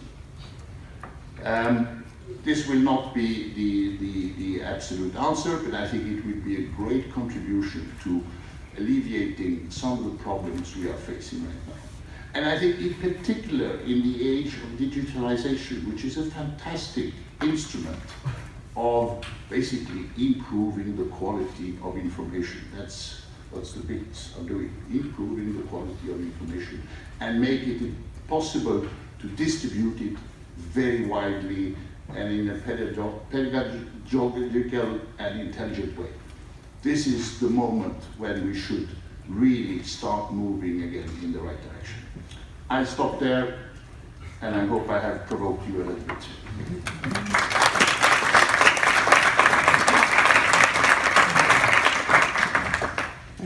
Many thanks, Eric, for bringing that up. I think also particularly with the schooling system and the amount of data and information, it's the quality of information that is very important, and with the waves of fake news that we have to deal with these days, certainly a very important input. Alain, last but not least, very nice to also see you back here on stage this year. Alain is the Senior Advisor for External Engagement at CIGAR, which is the largest agri-food research partnership in the world. Alain's interest in global food, environment and poverty issues span across the entirety of his career. Alain began his professional tenure in Morocco with the French Environment Research Institute. He later worked with the Food and Agricultural Organization, FAO, and led the CIGAR Challenge Program on water and food. In 2014, Alain joined the CIGAR Systems Organization. He received his PhD in water science from the University of Montpellier. Alain, we look forward to hearing from you. Thank you, Barbara, and thank you for having me for the second time here. Very happy to be here. I may have a loudspeaker behind me, so maybe that will be better. You can still hear me? Yeah, okay. I was not supposed to be on this panel, but the organizers realized there was no food at the table. So don't tell my organization, which actually should be pronounced CGIR, not CIGAR, but 80% of people pronounce CIGAR, so you are forgiven, Barbara. Don't tell my organization that I'm here, because I'm supposed not to be entitled to sit on a panel where, since we are 8, there are not at least 4 women. So don't tell my boss. Having said that, food will actually link to, and Fabian, thanks for speaking about an angry society. I'll just change 2 letters. It's an issue of a hungry society. And I'll come back to that later. First thing, I'd like to say that food is probably the first commodity that was traded and that was globalized at a time where the world was smaller than now, and way before 300 years. So globalization has always been part of the food trade. But as other commodities, and I'm not going to repeat what Jacques said, food trade is only a minority of what we eat. Even if we show that food trade is increasing, has increased over the past year, well, the majority of the world population gets less than 20% of its food from imports, which is most of the food we eat globally comes from comes from our country. Like understand other goods. In my title, I spoke about globalized. We are more and more facing global products. One example is McDonald's restaurants. This map shows the number of McDonald's restaurants per country, and it's typically a global, not necessarily food or product, but a global dish which is spreading all around the world. Yet, this is localized. What you will eat in the McDonald's in China is not what you will eat in the McDonald's in France, nor in the US. So there are more already local derivations, I would say, of that. But at the same time, there is a global trend towards more local environmental initiatives around food. And I know you can't read that, but it just shows a few cities in the world, Toronto, New York, Bristol, Singapore, Shanghai, where initiatives have been taken over the past decades and years, looking at having more local delivery of food, environmentally friendly food, so which is escaping the food globalization. So there is a balance. It's difficult to say exactly how much deglobalization will affect our food system. The French Ministry of Agriculture released last week a prospective foresight study looking at how our food system will look like in 2030. And actually there are two scenarios. One is a scenario of more globalization, more entrepreneurship from the private sector, which is the blue line here, and it's a more geopolitical stable world, low food price, high growth. If we look at what deglobalization points to, we are more looking at the second scenario, which has been already extensively described here, tension, volatile fuel and food prices, and more state control on food sufficiency. There is one thing states tend to control more than other goods in crisis periods, it's food. Well, the big question is, will our food system still feed the world? So you have the Evian prophets who say that the world could run short of food 2 decades earlier than we thought. And there is a reality behind that, because if we look at the agrobiodiversity, which is the diversity of the different plants and seeds we've been consuming, it has seriously decreased between the 60s and now.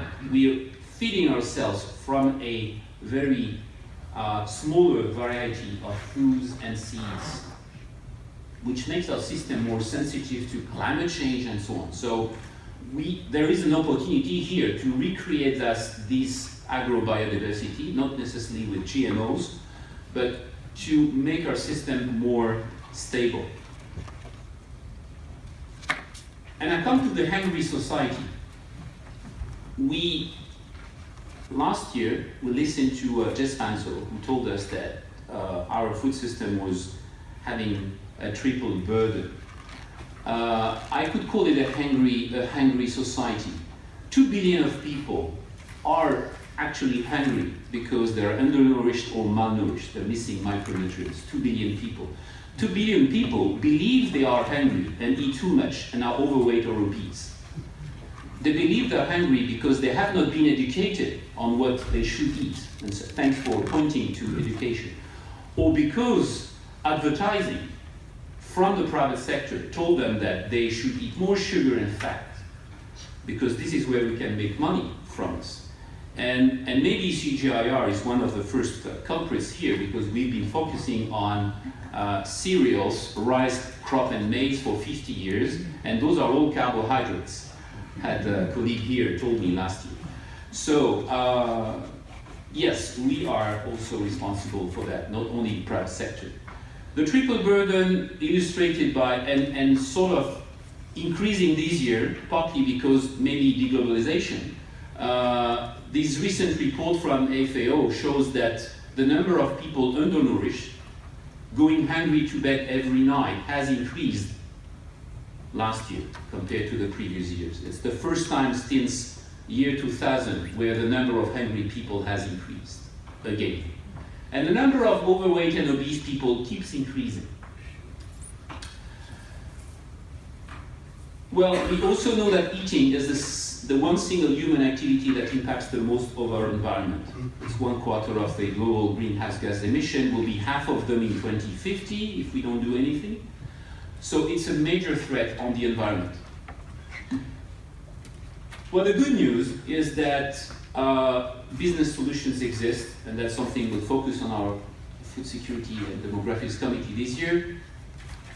There's one initiative in which I've been involved through CGIAR, which is led by the private sector, which is called FRESH, which is looking now at the entire food chain and trying to fix that broken food system, where 4 billion people don't eat properly out of 7 billion people.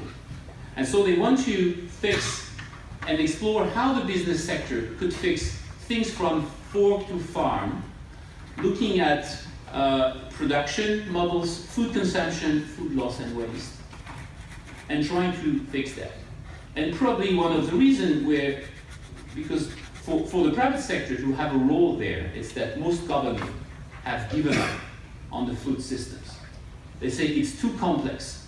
We can't touch upon consumers' wishes.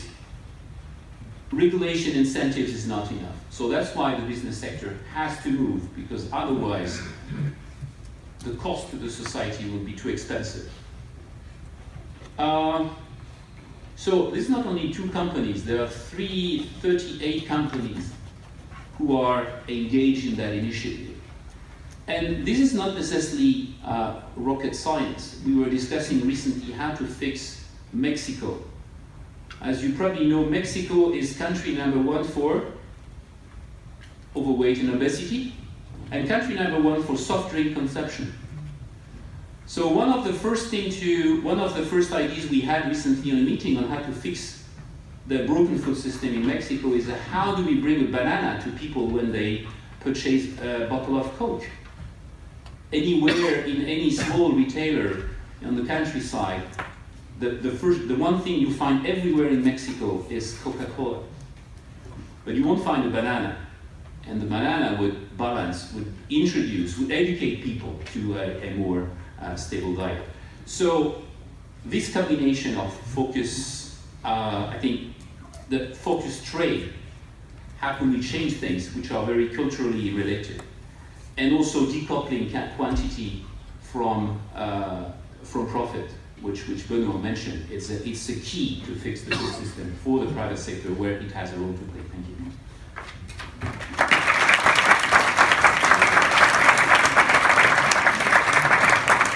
All right, thank you very much, Alain, for bringing your perspective on the food system and the fact that 4 billion people are actually not eating right. I think that is quite disturbing. Okay, looking at my watch, I'm going to take the unilateral decision, and I can do it as a moderator, to eat a little bit into your coffee break, because I would like to really give us the chance now to ask some questions, and I will extend the Q&A for 10 minutes, so we'll have about 20 minutes now in order to get a discussion going, and I already see some hands raising, which is great. So I would like to now give the floor to you. I think there are microphones. Yes, there are microphones coming. So if you could kindly just say your name and your organization and who you would like to address your question to. Please go ahead.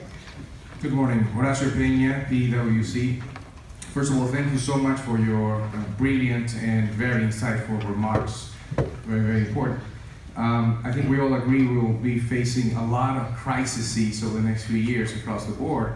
One word I did not hear was the word water. And I wanted to get your reaction on something I heard about that, the fact by the year 2050, the most valuable commodity in the world will be water. And my question perhaps for Dr. Lebeau or Dr. Vidal, and also Dr. Nijok mentioned the geopolitical risks. So the question is, will the climate change crisis, and perhaps a crisis of water, what is the potential for crowding out the other crises that we're going to face across the board?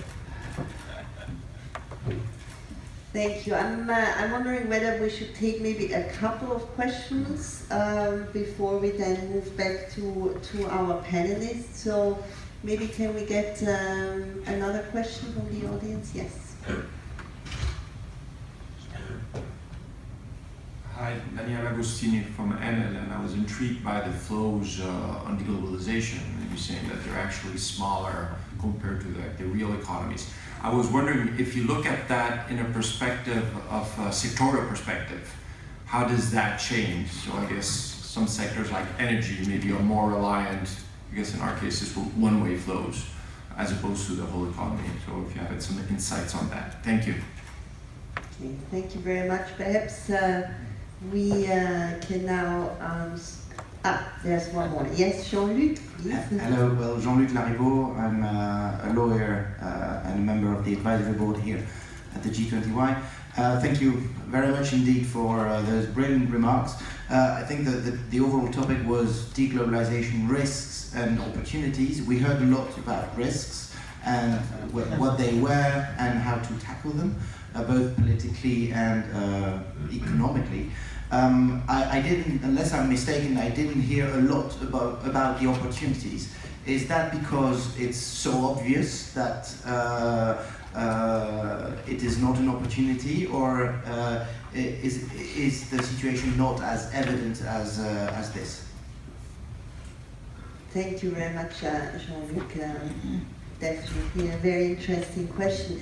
Okay, so let me perhaps come back to the question on water. Who would like to take that first? Benoit? Thank you very much for your question on water. If fire is a cause of fire, the use of energy, fire, and the fossil fuel, fire is a cause, water is a consequence. And indeed, one of the biggest challenges we have through climate change is the change in the water patterns, from precipitation to access to water. So this is not so much my field to work on adaptation, but I know that typically we talk a lot about migration, 25 million of migrants over the past years. Most of that comes from water crises in Syria, in Egypt, in Libya. We can explain the revolution that happened a few years ago because of the change in the precipitation and water cycle that reduce the production of food, price goes up, and yes, those countries were more or less unstable, lack of democracy, but it's not the dictatorship that that created the revolution. It is, in my understanding and through some reading, one of the indirect consequences of climate change and access to water and all what it entails to society. I understand that with all the energy that we put in the atmosphere, the consequence on the water cycle is we continue to grow. We see flood, we see storms, we see the disastrous impact of water. This is just the beginning if we don't stop the consistent. But indeed, you are right, excellent point. Fire is a cause, water is a consequence in the space of climate change. And maybe since I have the floor on opportunities, the world we have to build is a beautiful one. We just have to change a few fundamentals. It's not so much the commodities and the way we treat the commodities, is the way we change our mindsets. And this is the hardest part. We can build a beautiful world focused on the local production of food, of energy, local management of water and waste, circular economy, and digitalization offer us a nice access to the knowledge that we need. The biggest challenge is in the mindset. So I see that all the solutions exist. I see no shortage of capital, this has been said. But what I see is indeed the call for a knowledge economy, a system of education that really takes us from the smaller age to the grown-up. And this is where I see opportunities is lacking.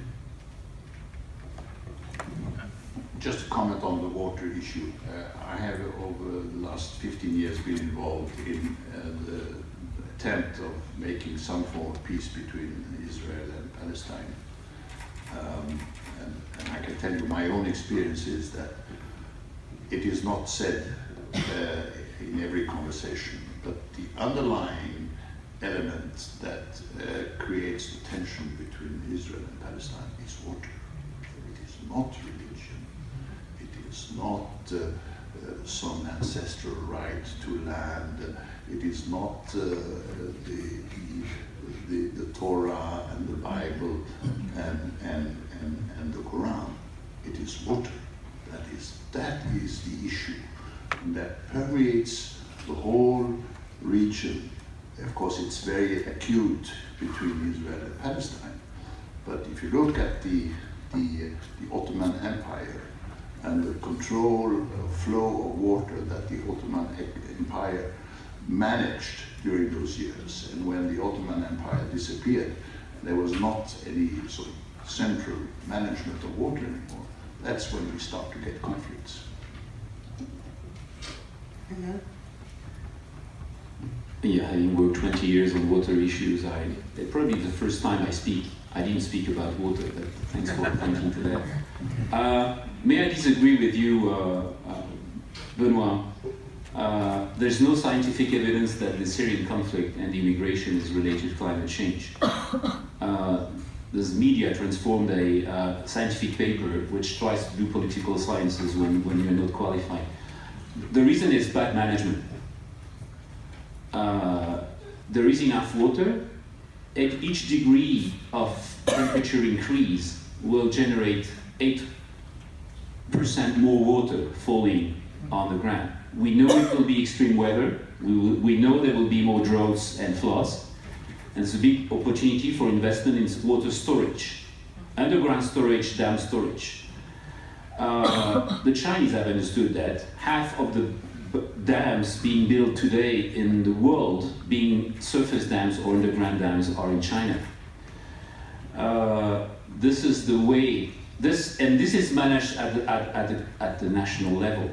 And I would like to say one thing, which is one of the opportunities that deglobalization brings to the water sector is to people to understand that water policy starts at country level. Too many international organizations have tried to move water management at international level, transboundary. But this is a commodity that people want to use locally, and we are lacking dramatically good water policies at national level. So it's all about management again. So thank you, Jacques, for pointing to management. Who would like to take the question on energy from Daniele? Or Daniele, would you like to maybe? It was a question about the sectors. Obviously, data flows are very different sector by sectors. The more the product is digitized, the more it's service industry. Obviously, it's obviously much bigger. So if you think about the financial industries, 50% of the transactions today are at least digitized. So depending on the products and the like. No, but even the products which are physical, obviously there's the power of information. We tag anything on merchandise, so there's always data flow attached to any product flows as well. So again, this is not one versus the other one. It's actually data is pretty much everywhere on the tracking side. And the more IoT you will have, the more you can have these flows. So at the end of the day, that's a point Benoit was making, which is we're gonna get an overflow of information. Can we absorb it? Do we have the dedication to be clever enough to use it? And again, that's also the story of the discussion, Jean-Luc, on the point about opportunity. I don't think we have a problem of opportunity. We actually are not as smart as we believe we are. That's the first point. Taking again the anecdote about data. I work with companies, they have fantastic data. How much do they use? 1%? How much do you use it effectively? Of that 1%, 20%? So that's the problem is not information. The problem is that what do we make of it and how do we basically make something clever about it? So we pride ourselves on being smart. We're not. That's possibly one of the reasons why we believe that smart machines will take over. It's because we're not as smart as we believe. Now, having said that, I think I come back to, again, these principles where we have to think through. We have to go back to the orthodoxies. And again, globalization, I think it's an opportunity because there's no way to stop it because it's still very small. It's still very small. In a world of information flow, where there is no cost of transport of this data, de facto it will increase. So we cannot say we should stop it. We just have to make sure we're clever enough in the system to revolutionize. And so what Simon was saying is that I disagree on some of the point he was making, but again, we are in a so effective system that has been working for 150 or 150 years, which I call the Sloan Age. That Sloan Age made very simplification of reality, that we can produce, we can sell with a profit and the like without any externalities. And we happen to know that obviously these externalities could be taken away if they are very small. And we just realized the system dynamics are much bigger. And the more globalized it will be, the more bigger it will come because the system dynamics equations start to explode the day that you have much more connectivity. And so we have to refine the system. And I think, again, if there is one plea, and I don't know how to do it in both senses, is really get the system, the consequence, and the new management around that. And that's possibly why the G-20Y has a lot of future and bright future, is to influence that. But again, I think Eric made the point as well. We have a second leg, which is how do you interact governments with managers and brilliant people to make sure we change the system. It's again a second story. And I think we are much more the mismanager ourselves than anybody else. Sorry, maybe I didn't express my question correctly. You seem to imply that the flows are limited, so deglobalization, if it happens, should not have such a big impact. But I think if I think of energy, where instead the flows are huge, and so deglobalization, which is happening, is creating major geopolitical balances. And similarly, probably on finance, I think a lot of the finance today is passing through New York and through London. And if that stops, or it's deglobalized, you may have a problem, issues in terms of impacts of global capital mobilization. So I thought in certain sectors, finance and energy, actually globalization is much larger than you seem to imply. And so deglobalization may have much bigger impacts, even if it's a slowdown. Yeah, I didn't read your question well. But obviously, I mean, and it's again the consequence of digitization. We're going to see these centralized networks to become much more decentralized. So the lack of the classical power of agglomeration will start to change. It's going to be much more community-based, and that's a fact. Energy is one, finance is another one. Any technologies like obviously blockchain will actually recreate the decentralization, and it's going to happen in healthcare, in many other sectors, not to the same level, but yes, indeed. So it's not a one-way street. I'm not saying it's all going to be going on more globalization. I think the structure of the networks of flows will change. Some are going to be much more smaller, some will be much bigger, but I think we're going to see, what we see in all the systems is always the same. We see polarization. We see on certain patterns concentration on the big flows, and we see much more fragmentation on the localized flow. So you can have both sides of the equation. I'll just add a finance point. I don't think it's possible to deglobalize finance given its global nature. There are a few deglobalizing factors related to digitization, like blockchain and digital currencies, and we already see, I mean, one of the sources of power of nations is to have a currency, which is a medium of exchange and a store of wealth. And so we have to admit that digital currencies are kind of a threat to this fiat currency world. And you already see some countries stepping in with controls around Bitcoin, like China. And other countries, I was reading about Japan setting up J-Coin. So again, rushing to set standards, so that there's more control and so forth. So, I think everybody sees the trends, and different, people will take different reactions to these trends. Those trends might be further away and not right around the corner, and it is a bubble and all the rest of it. But we have to admit they kind of they're at odds with some of the globalizing nature of finance. But I agree, the data flows in finance are impossible to, you know, to not have them continue to be global. Okay. All right. Do I see more hands here in the audience? Yes, please.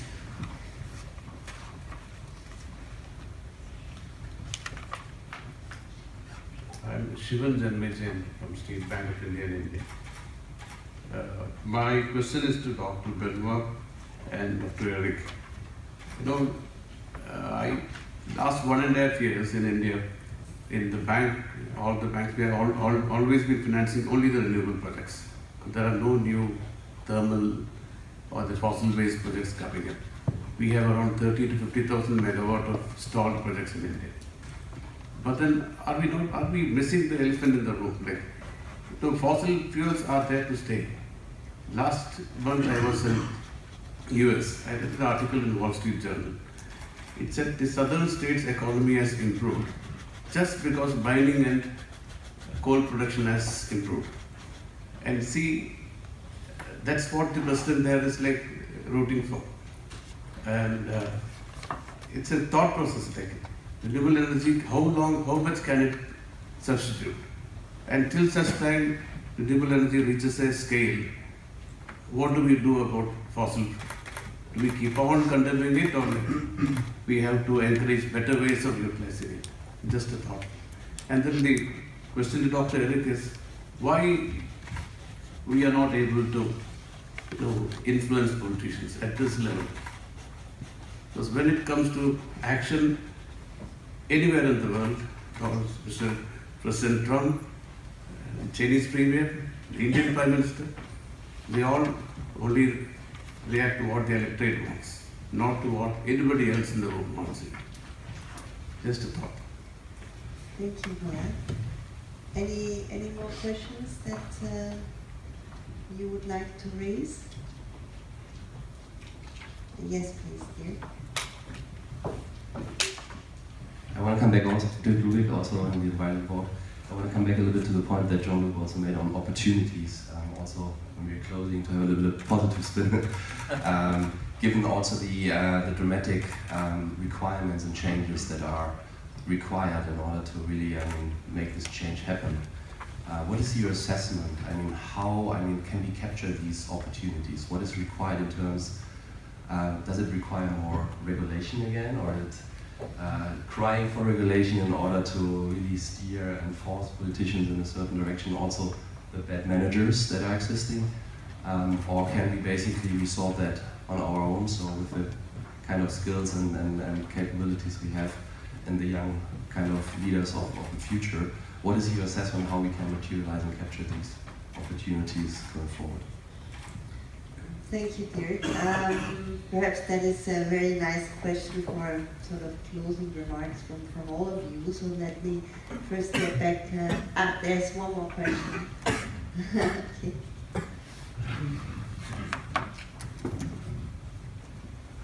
I am Joana Pisiti from Argentina, and my question is, what do you think about the young people? Because nowadays, young people don't trust in the politicians, don't trust in the multinational, don't trust in the ONG, in the NGOs, and don't trust in anything, And this is a big problem because involve all the problems that you were talking. And what do you think? What is the opportunity to develop? In my opinion, we have to create altogether a new democracy when all together participate, not a representative democracy. Instead of that, participative democracy through the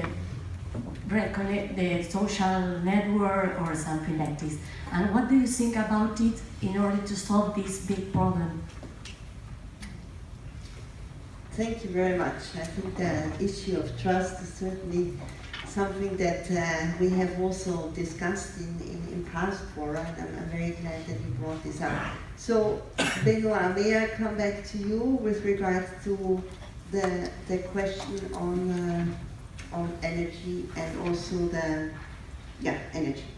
Well, thank you. Glad to hear that your bank is now currently investing in renewable energy. This is, I think, fairly recent because India is now committed to address climate change. And in the international committee at the G20, I could see that India was also very firm on the possibility to continue to use the fossil fuel on the ground. The challenge is to manage the assets of the existing assets, and once you have done huge investments in some structures, some power supply, yes, it is a challenge to think that you have to reduce, and when you had a 4-year plan or business plan, we don't have all the solutions yet to bring the horizon closer to the climate change challenge. So the first decision is to make sure that we make no mistake in the infrastructure, in the investment, especially in the heavy investments. And we really have now to bring this climate change, the carbon footprint dimension on any infrastructure in the decision process. And avoiding to make mistake with the current investment is already a very good step, and I hope this is what is happening. Managing the asset raises a lot of questions that I don't see, and this is part of the difficulties that we are facing to engage a transition to a low carbon world.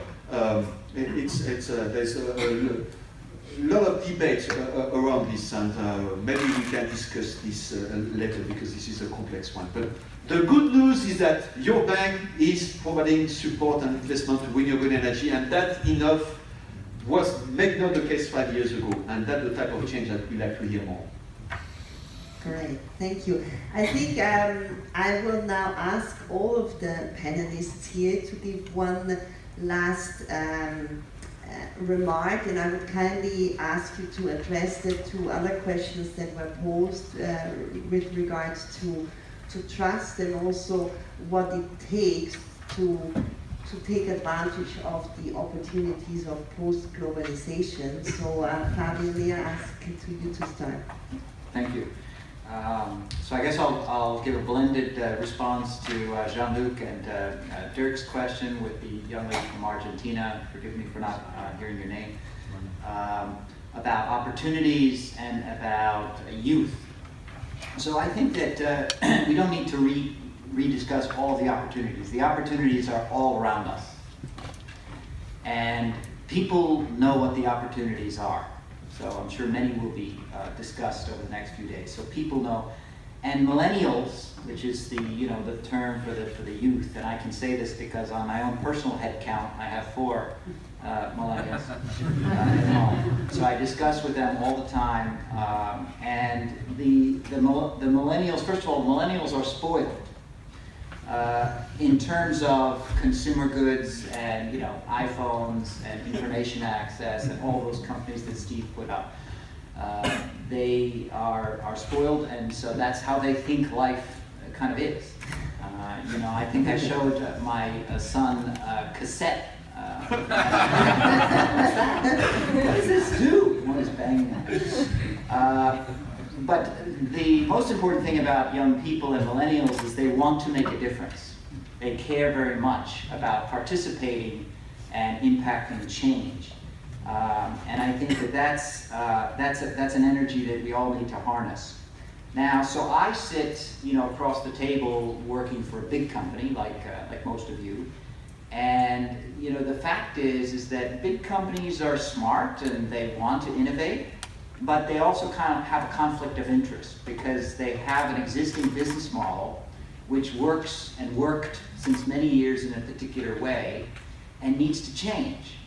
And to do that, you need to take risk. You need to make investments. Now, fortunately, there's a lot of capital and cash, but there's not a lot of forgiveness and time. We're all held, I think, since the crisis. I remember when you used to sort of been given 2 years before someone determined whether you succeeded or failed at a job. Now I think it's maximum 2 quarters. And so there's not a lot of time. So the right answer is just to sort of wrestle with this conflict. What I like to try and do at least in my professional life, is to harness the energy of the young people. Most of the time they have much better ideas than the people who've been around for a long time. And then to give time to allow, a bit like Google does, if you dare, 10 or 15% of the work week toward investing in these innovations, which may not have an immediate payback, and to give praise and to celebrate the small victories, even though they may not be big financial victories, they're meaningful victories, because through that you slowly but surely change the culture, which I think we all better understand now than we did even 5 years ago. So the opportunities are here, the will to do it is here, but we have to admit there are sometimes some conflicts, and we have to wrestle with those conflicts to make the innovation happen. Many thanks, Fabian. Henry? Yeah, thanks a lot. I think very inspirational co-panelists as well as questions from you. And what I take away now is a little bit of wake up and stand up call for all of us, which can have very different aspects. I think, Jacques, you referred to get back to facts. Sometimes we are overwhelmed by emotions, opinions, etc., but sometimes it's worthwhile to go back to the facts. To look for the root causes. I think we are often overwhelmed by fighting symptoms. And basically by getting engaged, and this is the extra 10, 20%, whatever, or sometimes really moving jobs. And I take some of your points, Eric, or two of them. The one is, how can we all, and here most of you are business people, can really engage better in a dialogue with other stakeholders, especially also with the political sphere, because I'm fully on the right that there is a big disconnect in terms of mutual understanding, language, etc. And the second topic I want to raise here is the educational topic, because I think this starts in our very own sphere with our kids. Then it goes to early childhood education up to the universities. And I think if we think through how we address these things, how we stand up, and each of us have to find his and her own way to engage, I'm pretty sure that this may make a difference. And I can only repeat, I think there are more opportunities than challenges. Basically, we have to address both. We cannot only focus on the one or the other side. But hopefully this is a good starting point for today's and the next day's discussions. Thank you, Henrik. Jacques? I was, first of all, thanks for all the co-panelists. I think, I received a lot of food for thought. But I want to go back to Anna's point about the young people, because it's obviously a wake-up call for them to start to act. And here's an interesting story. If you look at deglobalization and the consequence of it, if you look at the Brexit or the US election, indeed, the major problem was not the young, was the older people, having in mind that they believe their kids will be poorer than their parents.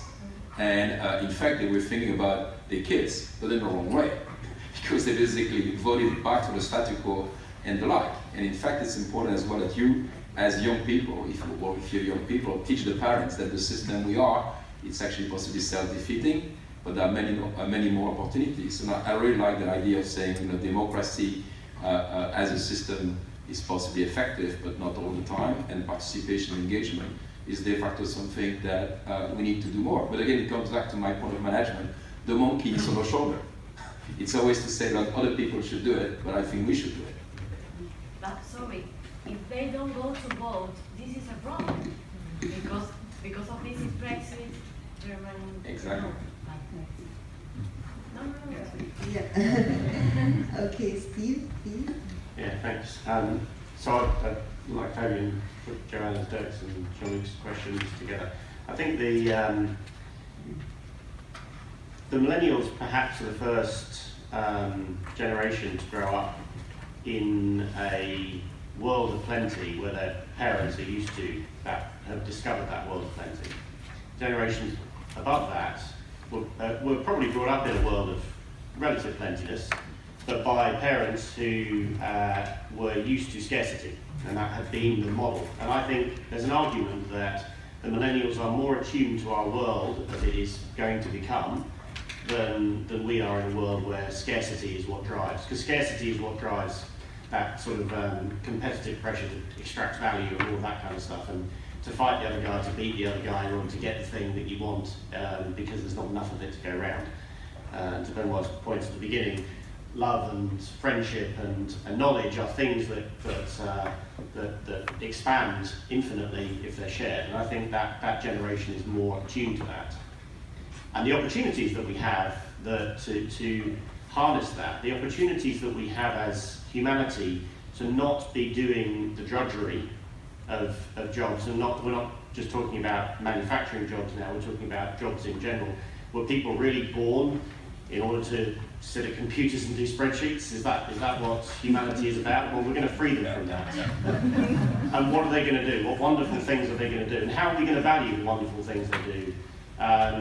We could have a renaissance of art, because that's something that perhaps the machines won't do in the same way as we can do in humanity. But how will we value it? How will we harness that generation and the generations to come in a world where work isn't the slave that we have it today? But I think that's the big opportunity, and it's, as everyone said, it's enormous, huge, and very exciting. I just want to comment on your point, which is, again, the management shape your destiny. We went from 65 hours a week of work at the time we were in agriculture to 35. What have we done with the 30 hours a week? We have invented television and all these people. So we don't take the time to create. We actually lay down and just relax, and we didn't get better education. And we come back to the fundamental question: do we have enough of high aspiration for human society? Thank you. Eric? Okay. The issue of dialogue between politicians and business first. There's a paradox here in the sense that we think that we have different stakeholders in our respective worlds. Politicians should gain votes, at least in a democratic system, and we think that we should satisfy our stakeholders, that is our customers, our employees, and the capital, of course, the shareholders. And we think that these words are different. There's a paradox there.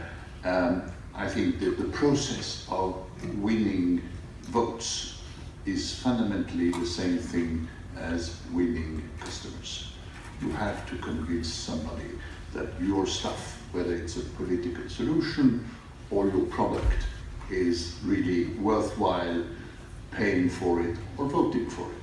So we should be able to talk the same language, but we don't, because our perception of our different worlds are different. So we use different words, and we proclaim that we have different stakeholders, and that's why the dialogue is so difficult.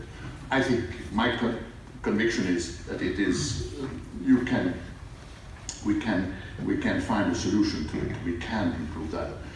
The question is, do we have the time? Because this requires time. It's people meeting people, and you have to confront your ideas, your thinking, and with time becoming friends with politicians so that they understand you better and you understand them better also. So it takes time, effort, and it's worthwhile doing. My second reflection has to do with, Joanna, what you said about the youth. I'm very worried myself also with all the youth I meet. One reflection is that they don't consume information as I do. They are, I read papers, I read books, I have my computer, of course. The generation today maybe gets something through the iPhone, snippets of news. They don't read a newspaper, they don't see television, and I think they think that they are connected with their friends, but they are not connected with what is happening in the world. But there we have a very, very big problem. My second reflection is that I think we should learn a little bit from other societies. Now, I will take the example of many of the Muslim societies where the institution of majlis exists. And that is that the leader, or whoever is in power geographically or in a certain area, is prepared to devote half a day every week to listen to everybody who comes and sees him. Now, we can have our opinions about the system, but there is a fundamentally interesting point here, and that is that it is an absolute right for every citizen to come and talk to his or her politician. And this is taken as a given. And it gives the possibility to politicians to listen to what ordinary people are thinking and saying. And we have much too little of that in our societies, much too little. And this is a question of, again, I think education, traditions. It can be changed. And let me also say that I'm not a believer in direct democracy. I'm not a believer, although we're close to Switzerland, I'm not a believer in referendums, because I think referendums very often are decided on for emotional reasons, and that is dangerous, to me at least. That's why participatory representative democracy is much better, because that gives the time of people who are specialized in issues to reflect, think, and think about the consequences of taking decision A or decision B. That process, I think, is still very important. Thank you. Thank you, Eric. Alain. Yeah, sitting between the coffee break. I think my colleagues have said a lot of things, so I just wanted to bump on Joanna's question on the youth. I teach a lot in Paris and other places in Montpellier, and the more I've seen a trend over the past years where my students have been asking less about knowledge, which they have access through that, but about experience, choices we make as grown-up individuals. And I think we have to re-educate the youth to make the proper decision.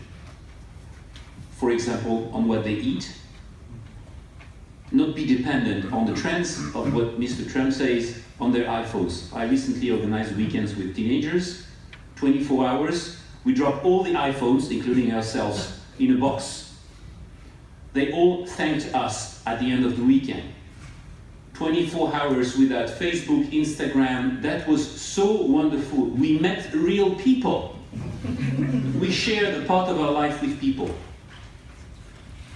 I stop here.